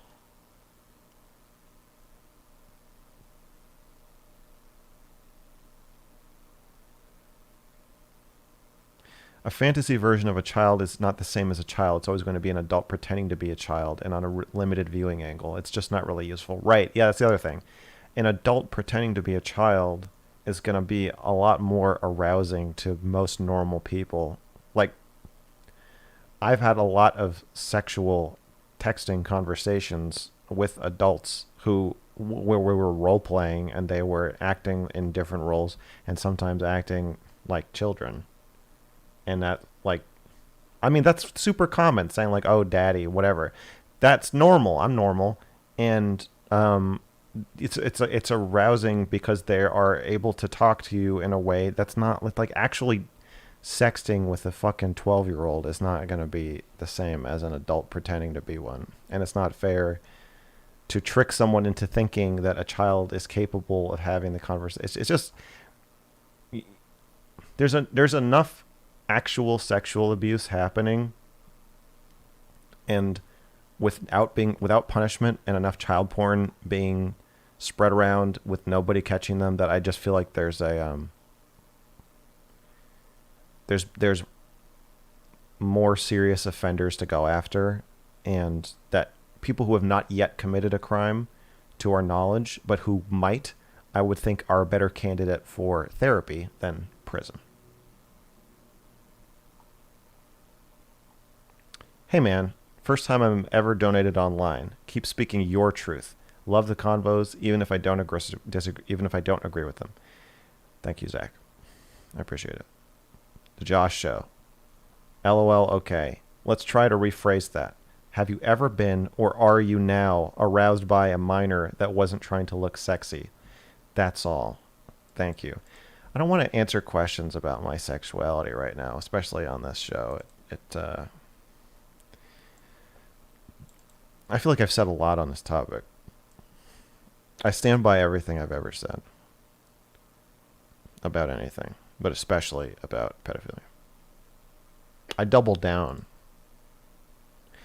Johnny B says, thank you for the genuine conversations. Have you ever heard of the late, great comedian Patrice O'Neill? Yes, I have. He was a funny man.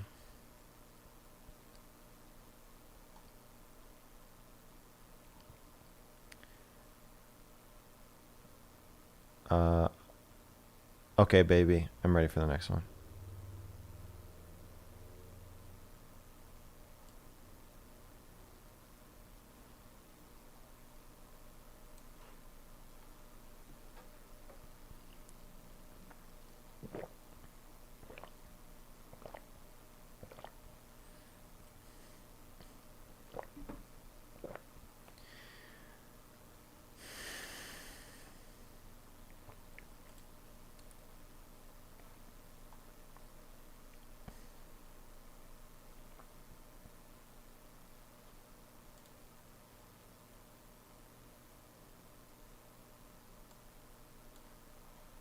Oh, hello. Hello. All right. I was the person last week who mentioned in the chat at the end that I had a thing related to the problem of female horniness. Oh, So nice. Well, yeah, obviously yes. the female horniness panel has been indefinitely postponed. All right. Well, As this will be a little female horniness panel then. yeah, we'll have our own little female horniness panel, but hopefully I'll be able to do that. Yeah, I hope so too. The moment I get genuinely look forward unbanned to from Twitch, I will announce a female horniness panel. it. Yes, okay, that makes sense. Yeah. And that out of makes left field, you got banned. right. Okay. Okay. I'm ready. Wait, so is this advice or a confession? It's advice, but I think it starts with a confession, because like that's how pretty much all advice I think start. Good advice anyway. So Don't insult my show format. I'm not insulting your show form. I love the show. Okay, I think I'm it's ready. good, and Thank you. Here we go. So I've started hooking up with people recently, because I got out of a relationship and then I wanted to explore, and I've matched with people on Tinder, and I there's this pattern that I've noticed. So I'm a male. I'm straight, very straight, attracted to women, and I noticed Very that when I straight. like met. Yeah, very straight. Yeah. Wow. I've experimented with men and not enjoyed it, so like I know that I'm straight. But basically, I've in hooking up with people, I like when I'm in the chatting online stage, like messaging stage, I ask people about boundaries and expectations that they have for like the first meeting that we have, and a lot of the time, a girl will be like, "Oh, I don't like casual sex. I don't feel, it doesn't let me feel connected to the person. Like it's empty and hollow. And I used to do it a lot, and I hate it now because I Oh just my feel so God. attached." Yeah. So I get into that, and then once we actually get into like I own a minivan, and when we get in the minivan, sometimes stuff happens in the minivan, and they like it always escalates so quickly, and it always seems like there's one case that I remember vividly. It's pretty recent, where we were like me and this girl were like in my car, and we got that moment of like silence, and then I was like, do you want to like cuddle or something? And she was like, yeah. And then we went back into the back of the van and cuddled, and then she was like, and then she was like acting super uncomfortable, and I was like, what's happening? She's like, you can touch me, and I'll let you know if I like it or not. I was like, what the fuck? You told me you didn't want to do sex first. Like, so my advice is, how do I get women in particular to tell me that they are horny women? You can't. Is that really, you think that's the answer? I think so. I think a couple women are doing a couple things. Yeah. Okay. One is they're checking to see if what happens if they say no to you. I've noticed this a lot, that on dating sites particularly, women will try setting a boundary just to see if it's possible that they can set one. Because they're afraid that if they get in your van, they get them in the back of the van and they haven't vetted you. And I don't know if this is conscious. It's probably not. But if they haven't vetted you in some way as being able to hear the word no and then stop, then being in the back of a van with somebody who can physically overpower you is a less than ideal situation.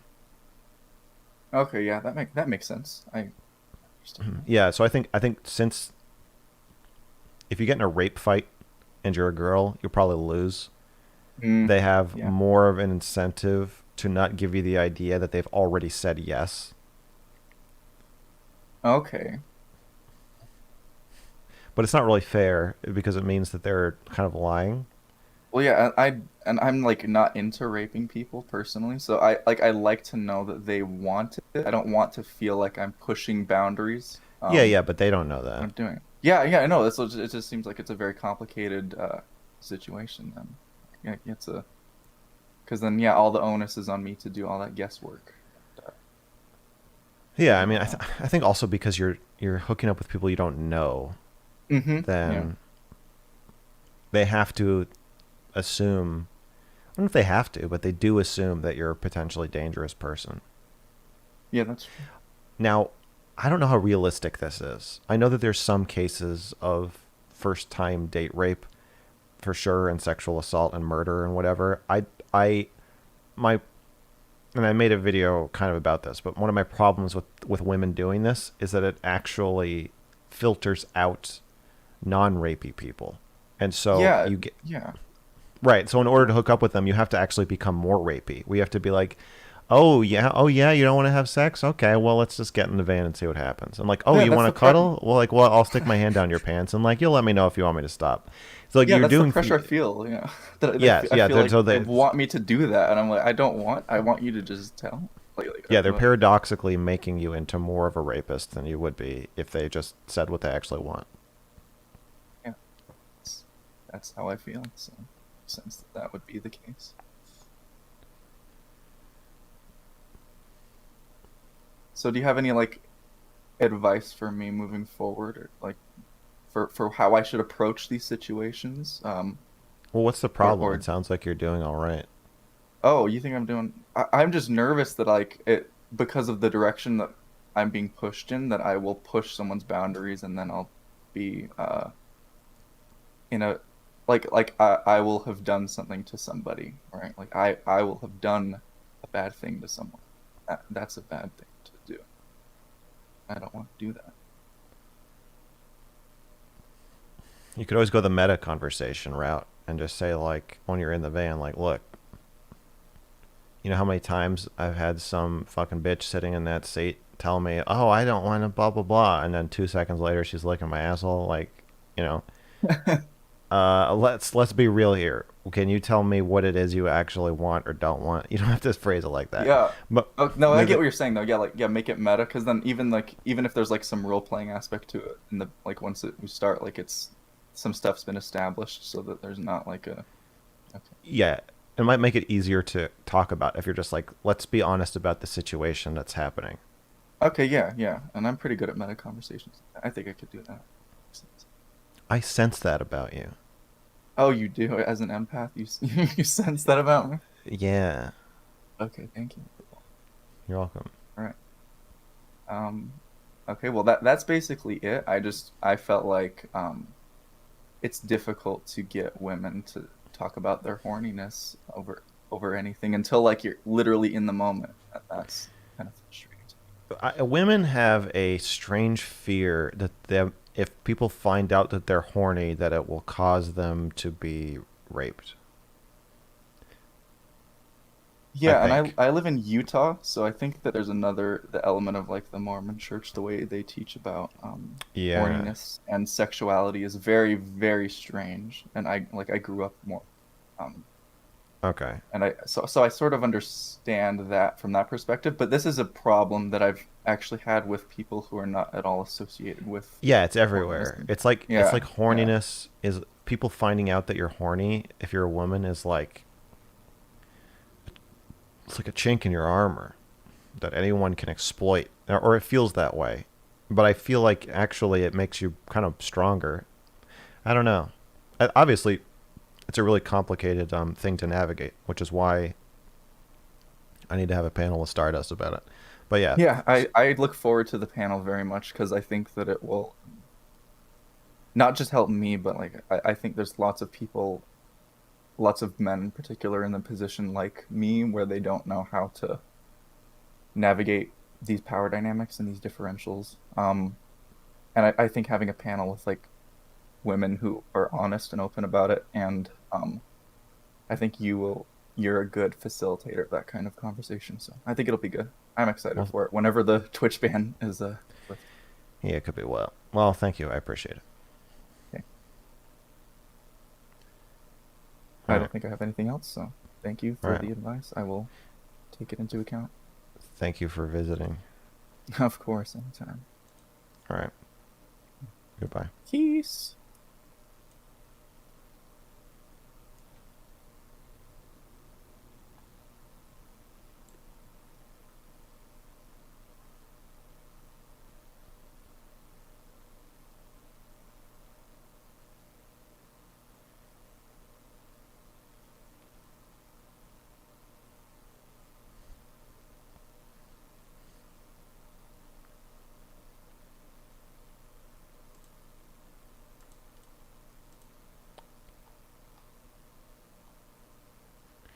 Oh, okay.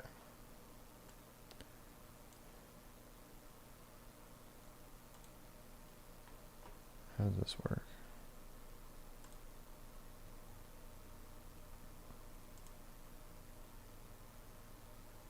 Okay.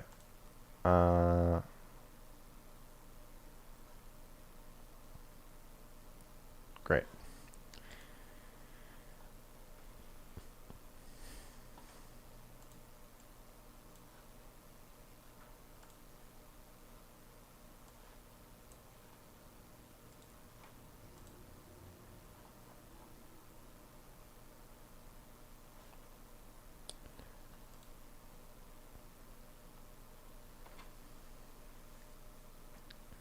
Is it possible to ask for advice in text form? I'd probably be too anxious to VC. Yeah, that's a good idea. We should have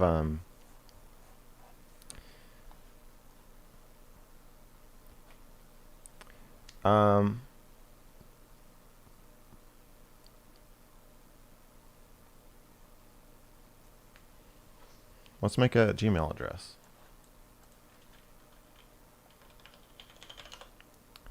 I'm going to make a Gmail address right now. Add another account. Create account. For myself. First name, Mr. Girl. Last name, advice.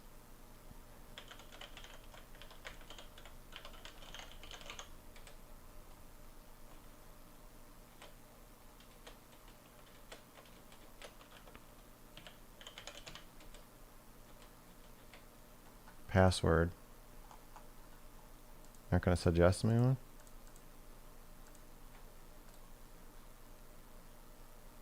Can you guys see my hands? Kind of, you can. Fuck.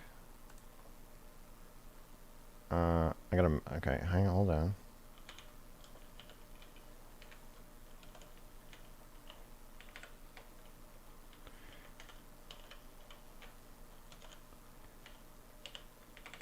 Hold on.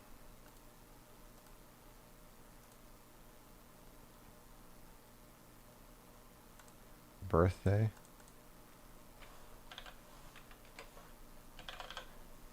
$1985.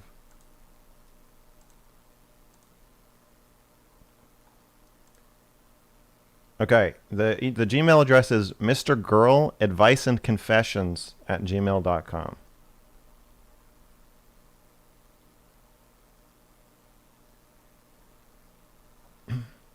Now we'll look at these. I'm not sure if I'm going to incorporate them into the show, but you can send an email there and I will look at it and think about it. I'm still not positive how to work this exactly. mrgirl@adviceandconfessions@gmail.com.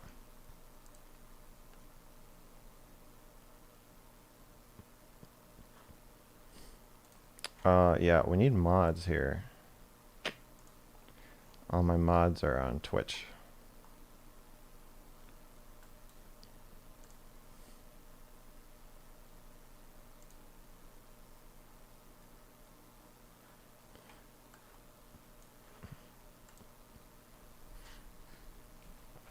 I did make it long as fuck, that's right.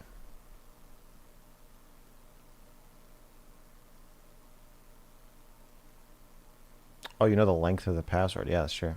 Well, I'll change it. Or you can hack. That's not. I'm not gonna do anything. If you want to hack it, go ahead.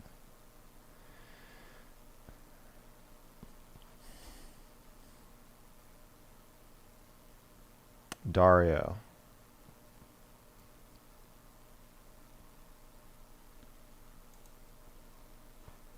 You're saying it's time for Dario?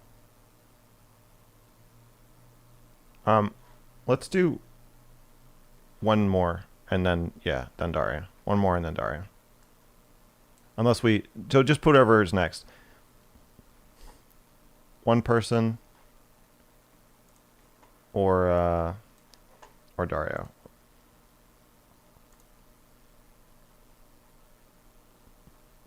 Thanks, Winky Dink. I modded you.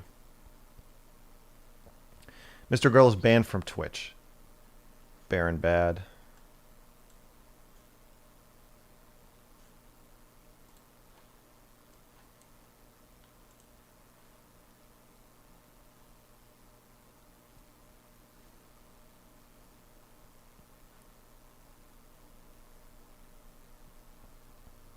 Do you think it's suspicious they didn't Yeah, my partner application sat for 3 weeks. And they told me, I applied, they waited 1 week, then they told me to wait 2 weeks and apply again. I did that, then they waited 3 weeks, didn't say anything, and then banned me, and still no email about anything. It is weird. I don't know if it has to do with Dr. K, if it has to do with my content, I don't know. Hello? Someone is in my office. Hello? Can you hear me?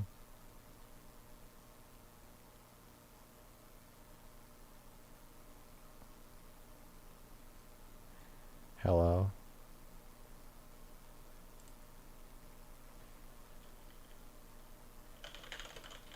I'm gonna DM you.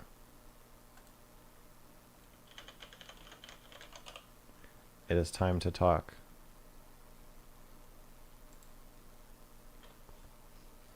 Okay, well, I'm gonna assume that you're having some kind of technical difficulty, so I'm gonna wait a bit. I'll talk to chat. When you're ready, you just speak up. Although I think Baby should have just tested your mic.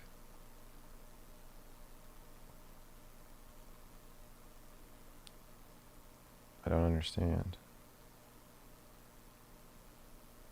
It's almost like they waited for you to get banned. I don't know. They probably don't give as much of a shit as I would like them to.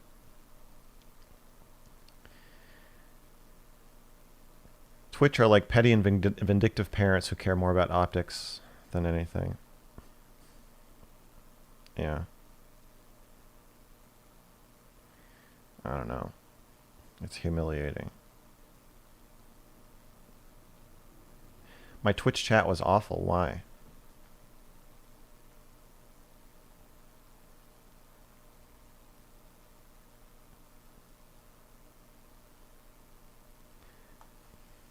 All right, look. I'm going to have to kick you because you're not talking.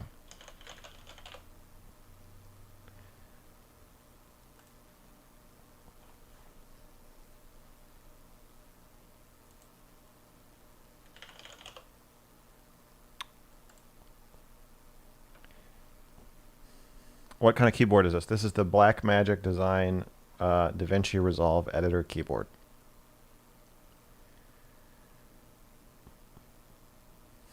You would rather them hate you than be indifferent? I don't want them to hate. I don't want it to be a fucking it's a professional relationship. They shouldn't be. They should just fucking say what they want and I'll say what I want, and like, you know, we'll stick to our plan. Hello? How's it going? Good. How are you? I am mediocre. Okay. So I've got like a couple topics that I wanted to touch on, but Yeah. it's most advice in the end. Okay. The past year for me has been quite traumatizing. I made this friend group over Discord and was really feeling it. Like, it was probably the closest I've ever felt to people in my life. And then I flew across the country to go visit one of them, and I couldn't stay with them, so I had to stay with like kind of an orbiter friend for the friend group. And while I was staying with that person, they sexually assaulted me. And then, like, otherwise, aside from that, I had a pretty good trip. And then whenever I got back, like, I flew back home, that person that sexually assaulted me told the entire friend group that I sexually assaulted them. And so the entire friend group started, like, harassing me and then blocked me on everything. So after that, I spent, like, probably 2 months super depressed. And then I got back into contact with, like, the people from the group that I actually trusted. And then I spent probably the last, like, 6 to 8 months pretty much only talking to those people. Like, they were my best friends. And then I flew back across the country to visit the same person again, but I actually got to stay with them this time. And we had sex a couple times. I thought everything was good. A day after I got back, they told the close friends that I sexually assaulted them, even though we had been having, like, good consensual sex for a week. So I got essentially booted from the same friend group again, the only people that I had been talking to for, like, the past year. So that was pretty rough. Any thoughts on that situation so far?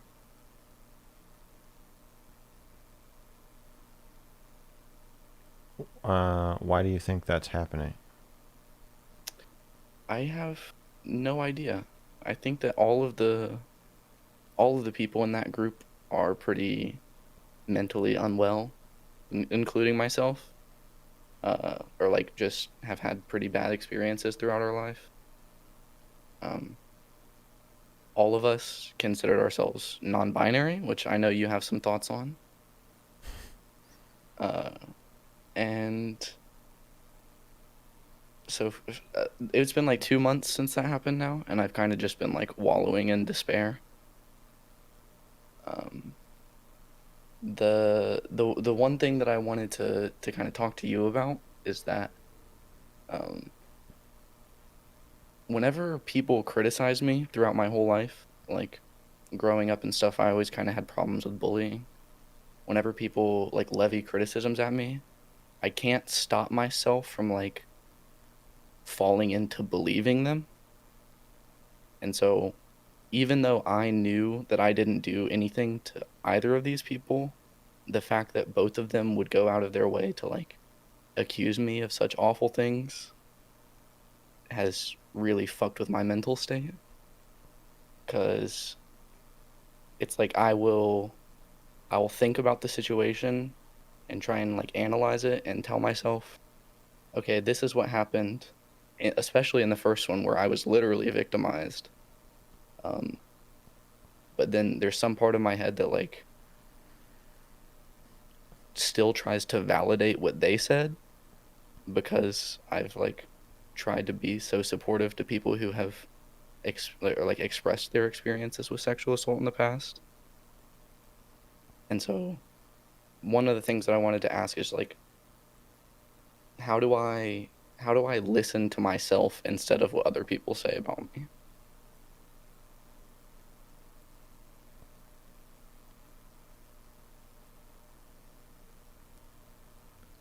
I think that there's something.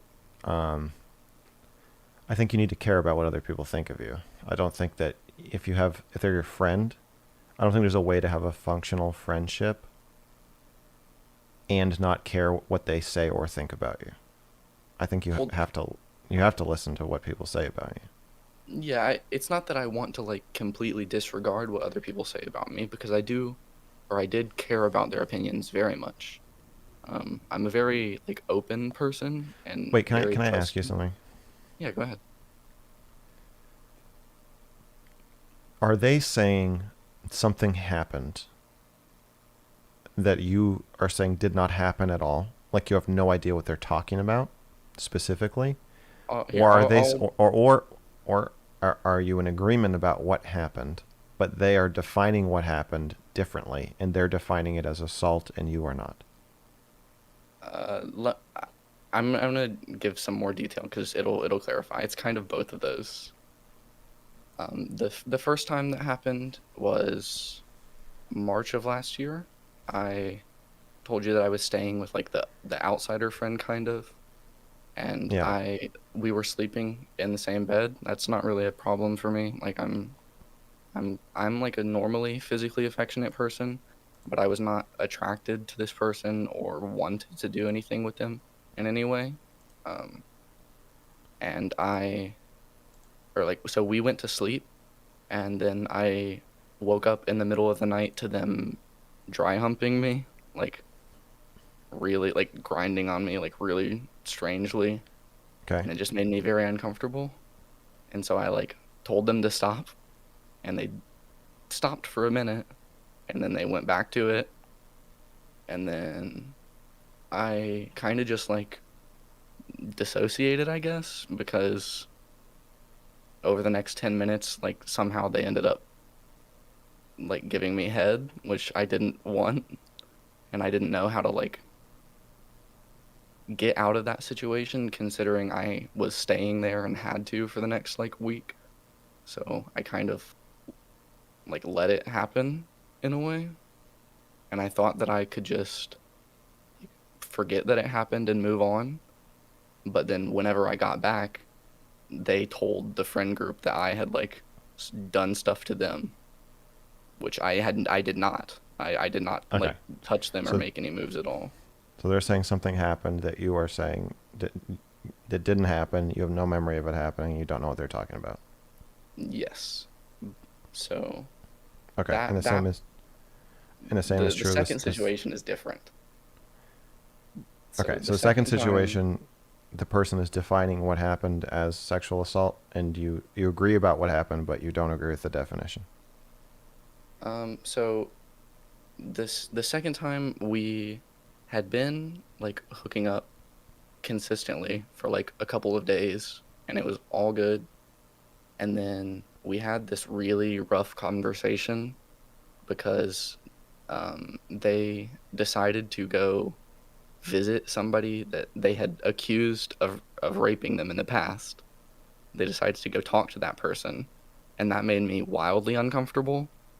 So I expressed to them that it doesn't make sense to me that they would accuse this person of raping them and then still want to go associate or talk to them.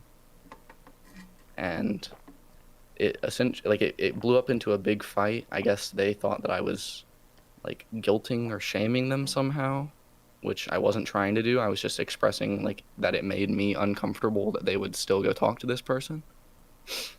And then after that, we had sex one more time, and over the past week they had like expressed to me that they liked rougher sex, and so we engaged in like rougher sex, and it was fine. I thought everything was fine until I got back. I flew back home again, and they sent me this big message about how they thought that I was like using them as a cock sleeve, and like that it was way too rough, and that I was doing stuff that passed their boundaries, which I didn't know existed. And so this person, which was like one of my best friends for the past year, told my two other best friends that, and apparently that was enough for all of them to completely cut off communication from me. So I don't know if they're specifically referring to that situation as me assaulting them, but like that's the vibe that it gave me in the messages that they sent me. Okay, so have they actually said that you assaulted them, or they're just saying that you were too aggressive and it made them uncomfortable? I don't know. Well, as far they as cut you know, off as far communication.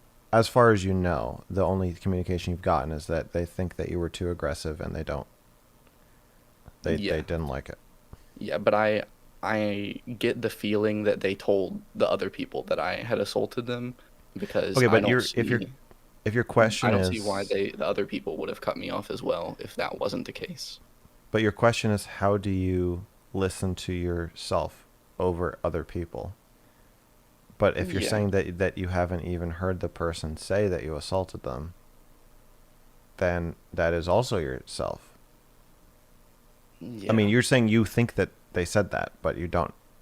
You but don't, I don't know know. Yeah. for sure. It just didn't make sense to me that the people that I had been like spending the entire last year with would completely cut off communication if they didn't express it to be something that severe.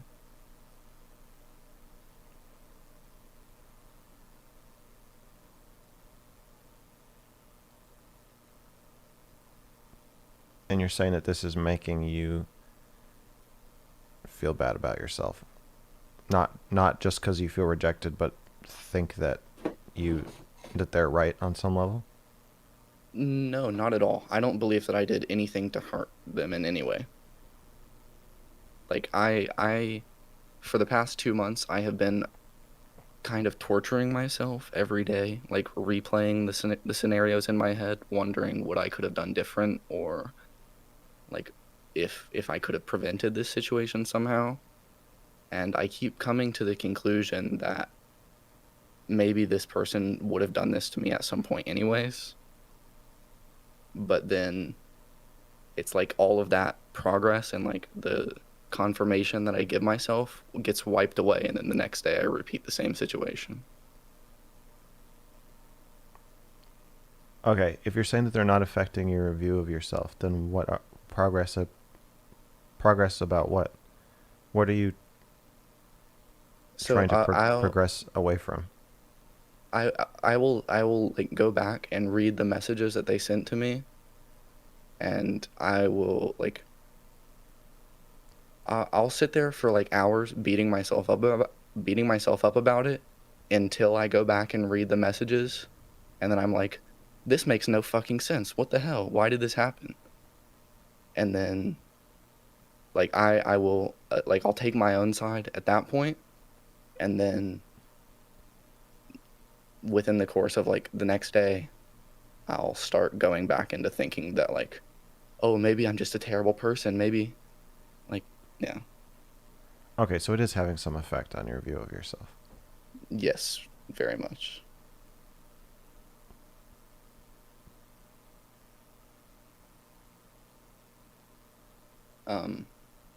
So this is like, it's related but not. Okay. I told you that I consider myself non-binary. Yeah. I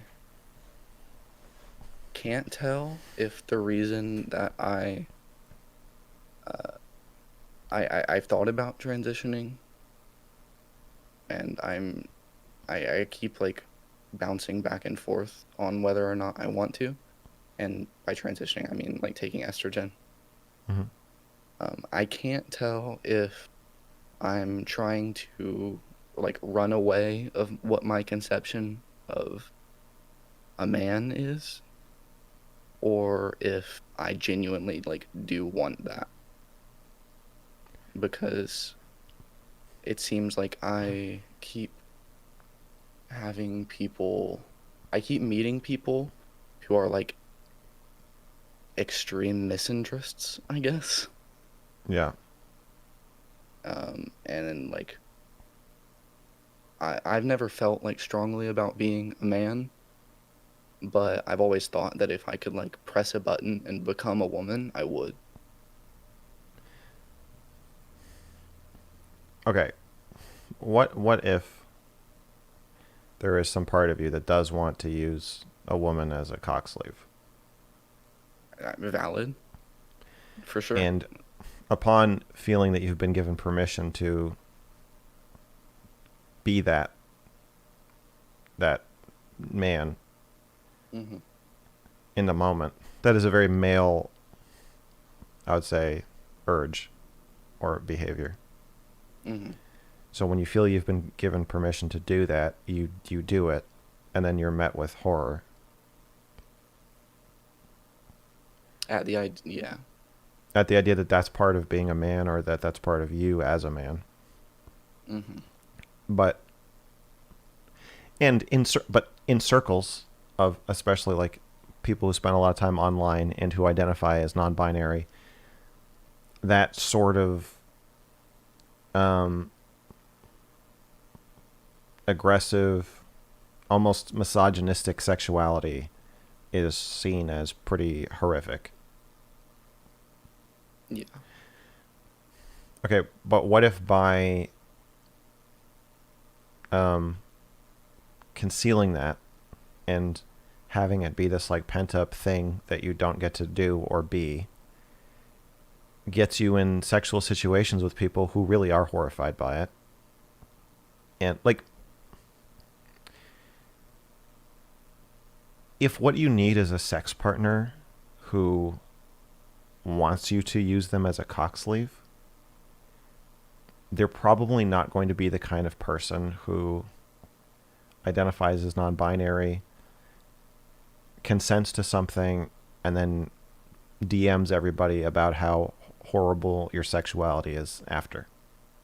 Well, so the only issue with that is that, like, on some level, yeah, the idea of, like, I guess using somebody as a sexual object is, like, appealing, but that's not really where my, like, arousal comes from. Whenever I'm in a sexual situation, I really only enjoy it if I know that the other person, like, wants the situation. Okay, but somebody who wants to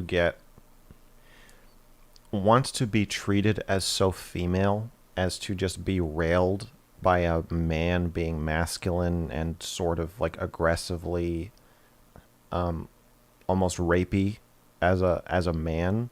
Yeah, so it feels like you may need somebody who is less conflicted about their own body or identity or role in sex.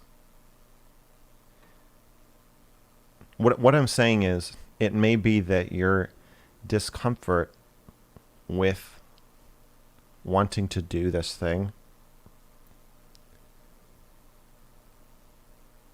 is actually filtering out other people and putting you in situations where other people are also uncomfortable and conflicted. Obviously, I mean, from what you said, it sounds like this person is very conflicted about what happened. They said they wanted it, they apparently enjoyed it, and then afterward they said they were horrified and disgusted by themselves.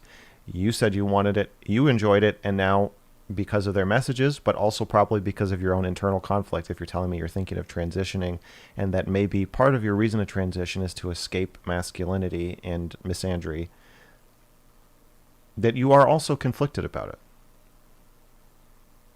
Yeah, so it felt like, or if I had my every desire in our sexual interactions, then I'm typically a very, like, gentle person. I like giving other people pleasure. That's the way that I get my enjoyment, is by, like, knowing that somebody else is feeling good because of me.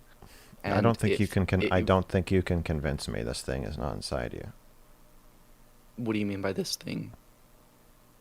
The urge to fuck somebody aggressively. I'm not saying that it's not. I'm just saying that it was all her like idea. I don't care whose idea it was. I'm just saying that clearly one or both of you is very uncomfortable with what happened. Now both of you are. Yeah. It is possible that there are friend groups, I would say even likely, I would say this might even be more of a norm, where it's okay to just want to get railed by a man. Yeah, and that I have nothing against, like, myself wanting to rail someone or somebody else wanting to be railed by me. So you may need to seek out those people if that is for your railing needs. Mm-hmm. And I'm okay with that, like, as the solution to the situation. Okay. It's just more that I'm very, like, confused and flustered by the fact that I thought I was giving this person what they were asking for specifically. You And probably then were. after the situation, they ended up like saying that I did things that they didn't want, and then that led to all of my best friends cutting me off. Okay, either you did something they didn't ask you to do and took it too far and they didn't stop you, or they tried to stop you and you said no and you're lying to us, or they tried to stop you and you're not aware that they tried to stop you, and you just had a miscommunication. Look, I don't know that you can figure this out because they won't talk to you about it. Yeah, that was like the biggest issue for me, is that I am not, or like I'm okay with talking anything out. Like I'm a very like analytical person. I can kind of detach my emotions and think about the situation Yeah. like through logic or what I think like should happen. And the idea that instead of talking it out with me, they all just decided to cut me off, like it just question marks in my head. Okay. My advice is, since there is some confusion about whether or not you would want to transition because you want to transition or to escape your feelings about your masculinity, I would address the second part first, because I think we both agree that transitioning because you are surrounded by people who hate men or because you yourself hate men is probably not a good idea on its own. Yeah, definitely not. So I would, since that seems like less of a commitment to just work on that first. Yeah, I think you should planning go to go to therapy for specifically that. Yeah. It's just that money is kind of an issue, so I that's think the it only will. thing that stopped me. I think it will be worth it. If in any way you can afford it, I think you need to go. Yeah, I agree. That's kind of like something that I had, like that I have already planned on doing, but I just thought that I would get some other input. Yeah, my only input in general about the situation is that the bad feelings about men and male sexuality can go both ways. It can be that your bad feelings are attracting you into situations where other people are also feel bad about it. It might be like if you have like a really manly, masculine, like super comfortable dude who just loves fucking and he loves his dick and blah blah blah, and then he sees somebody who's obviously really conflicted about it, and it's like, oh, I don't know, maybe I want you to be rough, I'm not sure, oh you raped me, oh I don't know what happened. That type of man might just not get into that situation in the first place. So it could be that you are more easily sucked into this kind of dynamic or situation because of your own like internal conflict. And also being around people who feel like that about you and your body could also, speaking from experience, make you feel bad about your own body and your own sexuality.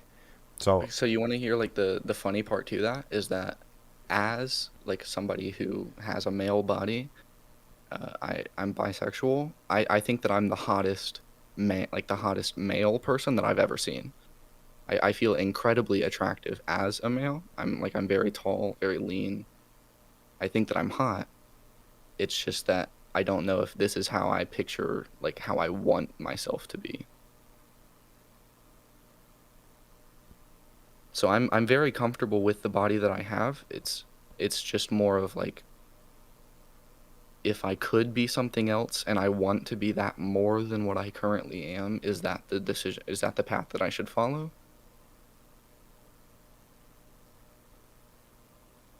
I can't answer that for you. Yeah.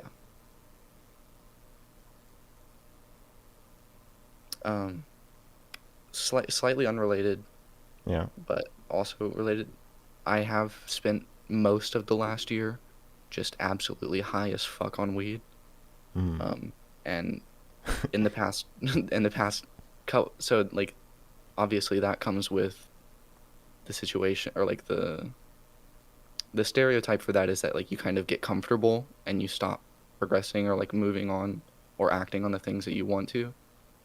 Yeah. And so in the past few weeks I stopped smoking, and I think that has caused a lot of like feelings that I had been repressing for the past year to come back up. Yeah, so similar to the idea of estrogen, I am concerned about you wanting to avoid your feelings. Yeah, me too. It's like I've never felt able to express my feelings in a healthy way. I've never felt permission to do that with any of the relationships or friends that I've had. And I don't know how to establish those relationships since I've went 20 years without being able to. Yeah, it can pull you into a spiral, because then the only way you know how to establish relationships is by being really nice and non-threatening, and then you're sort of constricted into that role. Absolutely.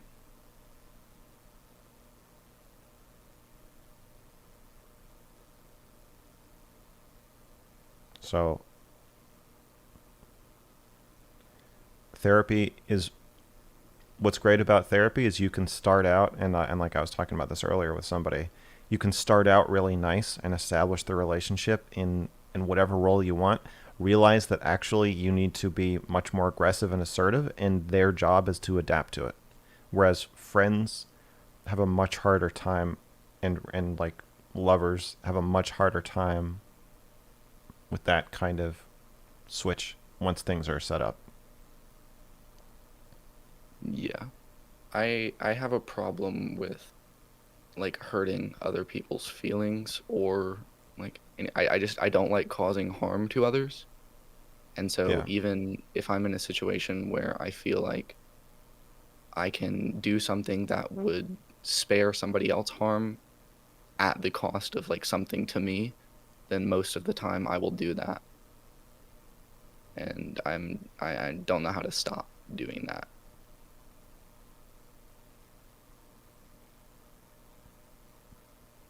I think that would be a good goal.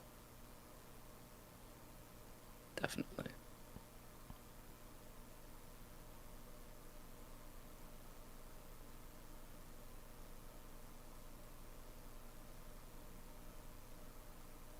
One of the things that I like about you is that it seems like you speak your mind irregardless of what other people or like how people are going to react to what you say. And I feel like my entire life I've been conditioned to preempt what people are going to, like how people are going to react, and then adjust my behavior to avoid negative outcomes. I have to. I have to force myself to do that. How did you start doing that? Therapy? I knew I needed to learn how to start doing that before therapy. I mean, in some cases, I just hit a breaking point where I was like, my life is being ruined. I'm wasting my life because I am not. Nobody knows me, and nobody knows what I'm feeling. Also, I'd always been pretty good at saying what I'm thinking. So I could say my thoughts to my loved ones, but I couldn't say what I felt to anybody. And so I think I had some tools already, but it was very difficult and tumultuous. Obviously, cost me most of my relationships with my family, friends, ex-wife, everybody, to make that change. I feel like all of the times that I have tried genuinely expressing myself, I end up punished for it. Yeah. In like relationships, family, everything. I was in a almost 4 year long relationship that anytime that I like expressed dissatisfaction with the girl, she would like spiral down and start crying and like thinking she was the worst person ever. And so I kind of like got to a point where I just stopped saying what I felt.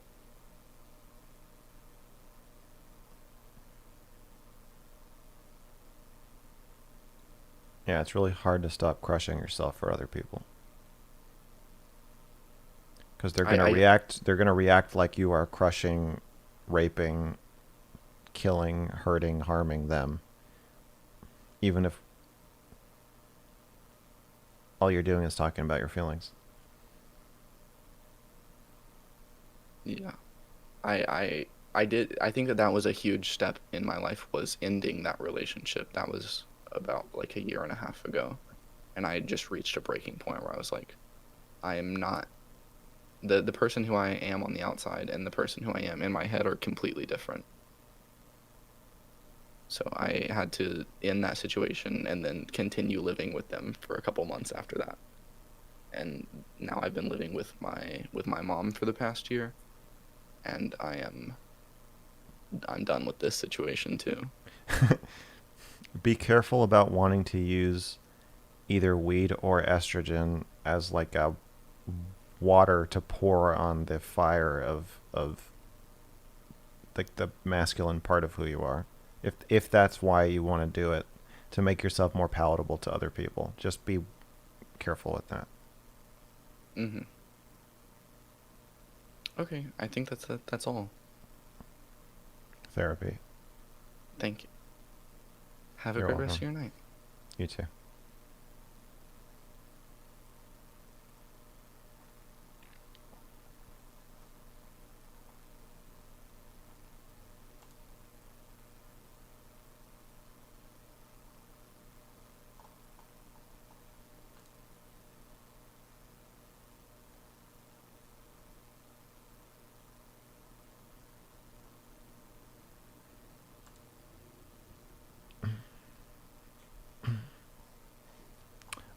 Okay. I think there might be 2 delays. I think there's a delay on OBS and another delay on YouTube. I think that's why we have such a big chat delay.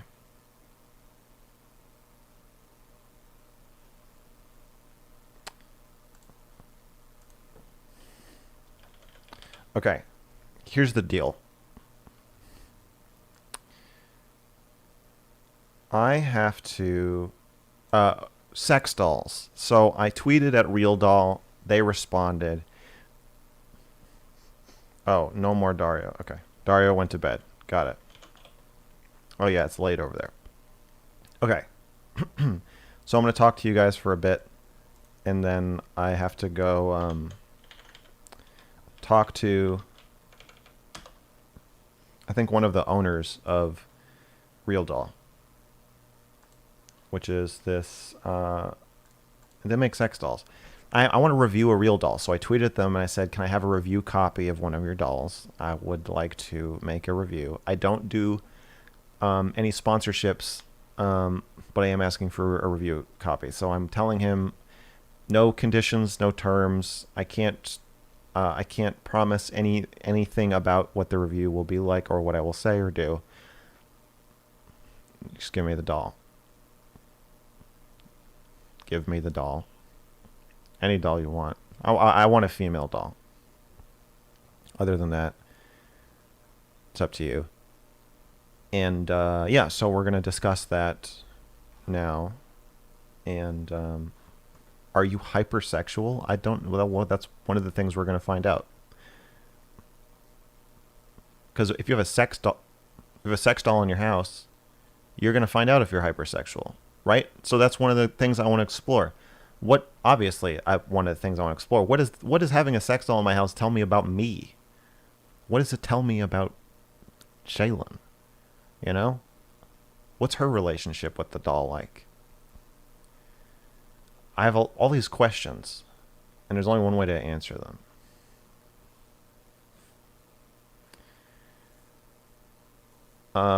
So I think that's something that I'll have her, the doll, I will have her on stream. You guys can meet her. I think this could be really good for all of us. So, yeah, I'm talking to him in 20 minutes. I think he's going to assess me somehow for something and then make his decision. Also, I think I might interview him on stream. Because I think that would be a good component of this. and probably then use clips of that in the review so I can interview him about the sex doll business, how it's going, what kinds of people it appeals to, what role he thinks he's fulfilling in society.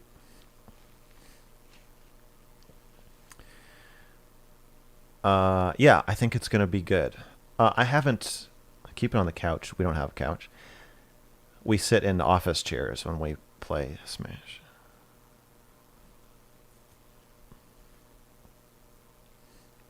This is all an elaborate plan to sperm jack Mr. Girl. They'll demand a return of the doll unwashed post-review.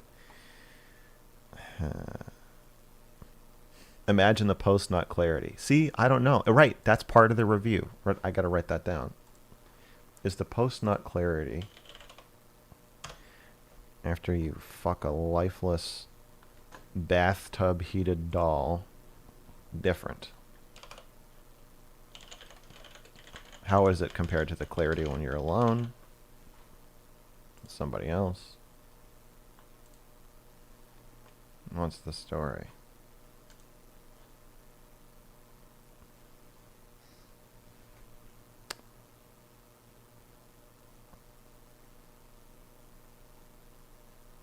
Yeah. No couch. No couch. Will you assign an age to the doll? I assume that she'll come with a manual. So, I hope that information will be included. Are you talking to this person on stream? No, we're talking off stream. Sorry, this is a private call. I'm going to record the call with their permission. But I think we'll talk on stream sometime this week.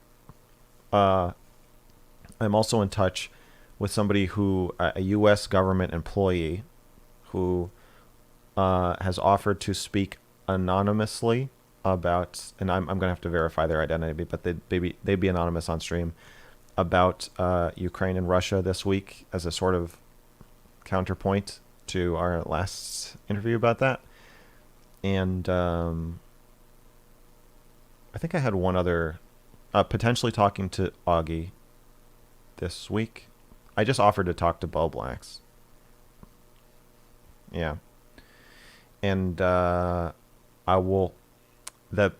also start trying to interview some pedophile experts. I think it is probably time to start ramping up toward the third installment of the Professor Mr. Girl series. So we have the Black Lives Matter narrative, the gender narrative, and then I think we're going to do some type of pedophilia presentation and try to shine a light on the knowledge gap there. And I'm starting to see this as kind of essential to my function on the internet, where we have people who are kind of illiterate about a topic in social media, but ceaselessly speaking about this topic. And then the experts are kind of, I think they are more aware of what kind of we are all talking about on social media, but I want to bring some over, shine some light on this and say, how can we protect children? What are we doing? What are we talking about this? How can we protect ourselves? I can fantasize about whatever I want, stuff like that. So it's going to be a hell of a ride. We are so blessed, such an eclectic bunch of topics. I know it's going to be messy. Where's the Dr. K stuff at the moment? I don't know. I think the medical board moves slow.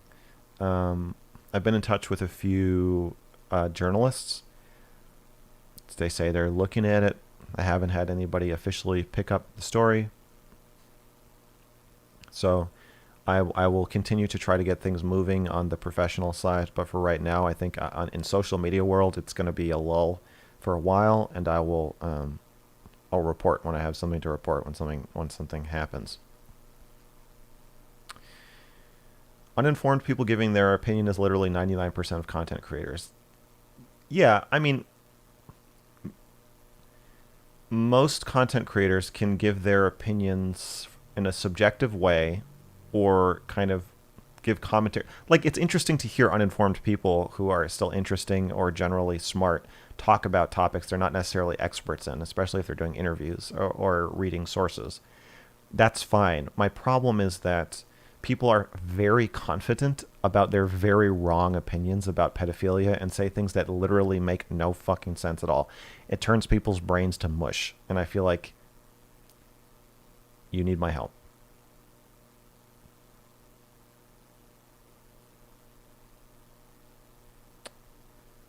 Yeah.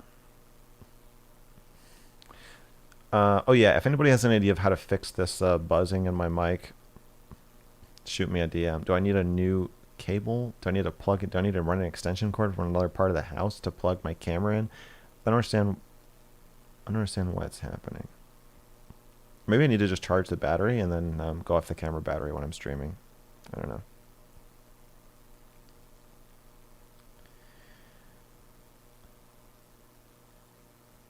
I personally love the inclusion of real experts into the conversations. Yeah, I think that I'm trying to treat the experts well, even if I disagree with them. So I hope if the Russian professor sees this, he feels like that went okay, or anybody else. Obviously, I don't agree with his stance, but I want to give the experts room to speak and feel respected here on the channel. So I'm trying to create a place where I can say what I need to say and be as honest as I can, but also safe enough for kind of a middle ground where we can do my, raw Mr. Girl stuff. We can have, it would almost be interesting to have somebody like Bo Blacks come on and an expert come on at the same time, and then we can all talk about it together instead of me making these vague appeals to authority with nothing to back it up. I mean, like, obviously there's sites, and I don't know. I'm trying to figure out a way to blend it all together.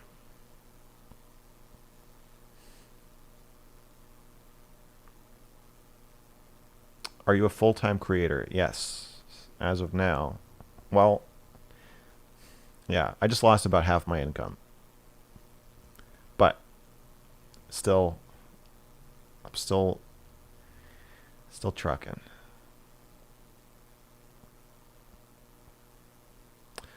I'm an electrician. If the buzzing is coming from the outlet, call an electrician to check that out. No, it's specifically anytime I plug my camera battery in.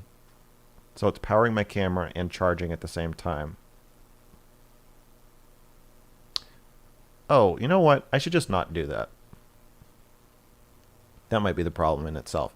I have another plug that just plugs the camera in directly. I'm going to test this. I think maybe I can just plug the camera in, and I think the camera might know to just use the plug power, not the battery power. I think I just solved my own problem. I'm going to make sure this works though.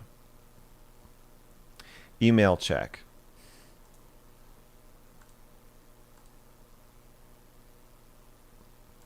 I have 3 emails. First email. Okay. I'm going to read this one, and then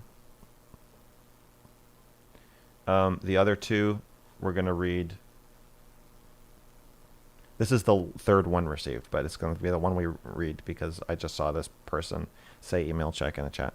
The other 2 we're going to read next Sunday. Hi, Mr. Girl. I'm new to being a manager at a transitional substance abuse treatment program, and I recently had an employee quit. I moved here for the job and have worked alongside this worker more than anyone. I've been working about 120 hours bi-weekly, and she spent most of that time with me. I know the job was personal to her, and we were both very passionate about it. Her and I have made a lot of progress together, and we've broken through to a lot of clients and seen them turn their lives around. Seeing all this and working so hard with her for the last 6 months to a year has been amazing. Over the last couple weeks, she's been progressively agitated, and she personalized it quite a bit. I should have listened, checked in, and moved quicker with making decisions. I've been tired, so tired, working these hours, and emotionally drained after experiencing apathy for so long until this last couple of pure and explosive emotion. Last couple of weeks of pure and explosive emotion. She left in a highly emotional way, and it's left me with so much grief that it feels like I'm experiencing a loss of a loved one. Did I not have good boundaries with my staff? I feel alone. I spent so much time at work, and she was my community and family. I'm left without a person I care for again, and I feel she might have been taking the role of partner in my head. This wasn't a romantic relationship, but it was one of the only, and it was the strongest relationship I have. I really loved her, and I feel I love all my staff, but the experiences I've had with her has been the closest thing to family I've had. I'm not sure what my question is, but I want that family feeling, and I don't know if I can go on working like this anymore.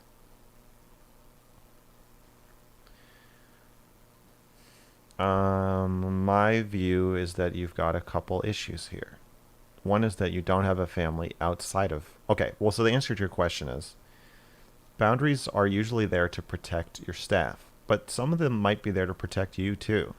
And relying on somebody who's working under you as to be your family when it is a job that they're doing and you have power over them, they can't really be your partner, and that does put them in a weird position. So I'd say the answer to your question is yes, you did not have good boundaries with your staff, but that, I would say someone under you would be taking more of a child role. Like, you're there to kind of take care of them and make sure things work for them and are, I would say it would be more parent-child than partner because of that huge power differential. Not necessarily parent-child, but more of that shape of a personal connection. Two, yeah, it seems like the boundaries aren't serving you either, because you can't rely on your employees to emotionally take care of you, as you have seen. It can feel like you can, but you can't actually. And then three, it'll be easier to hold these boundaries in an appropriate way if you have your needs met. Like, if you're starving for romance or love or sex or intimacy or closeness or family, then that starvation is certainly going to make it harder to hold your boundaries. So I would say you've got to take care of this outside of work, and then I think that'll help you hold your boundaries at work. That's my take.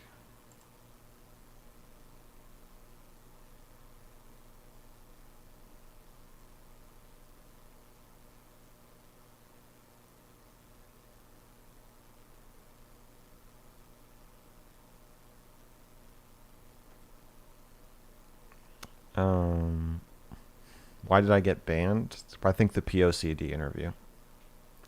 But I don't know. I honestly don't know. Okay. I am banned indefinitely. I don't know. They haven't emailed me. I don't know. All right, guys. You're welcome, Jace. I must leave.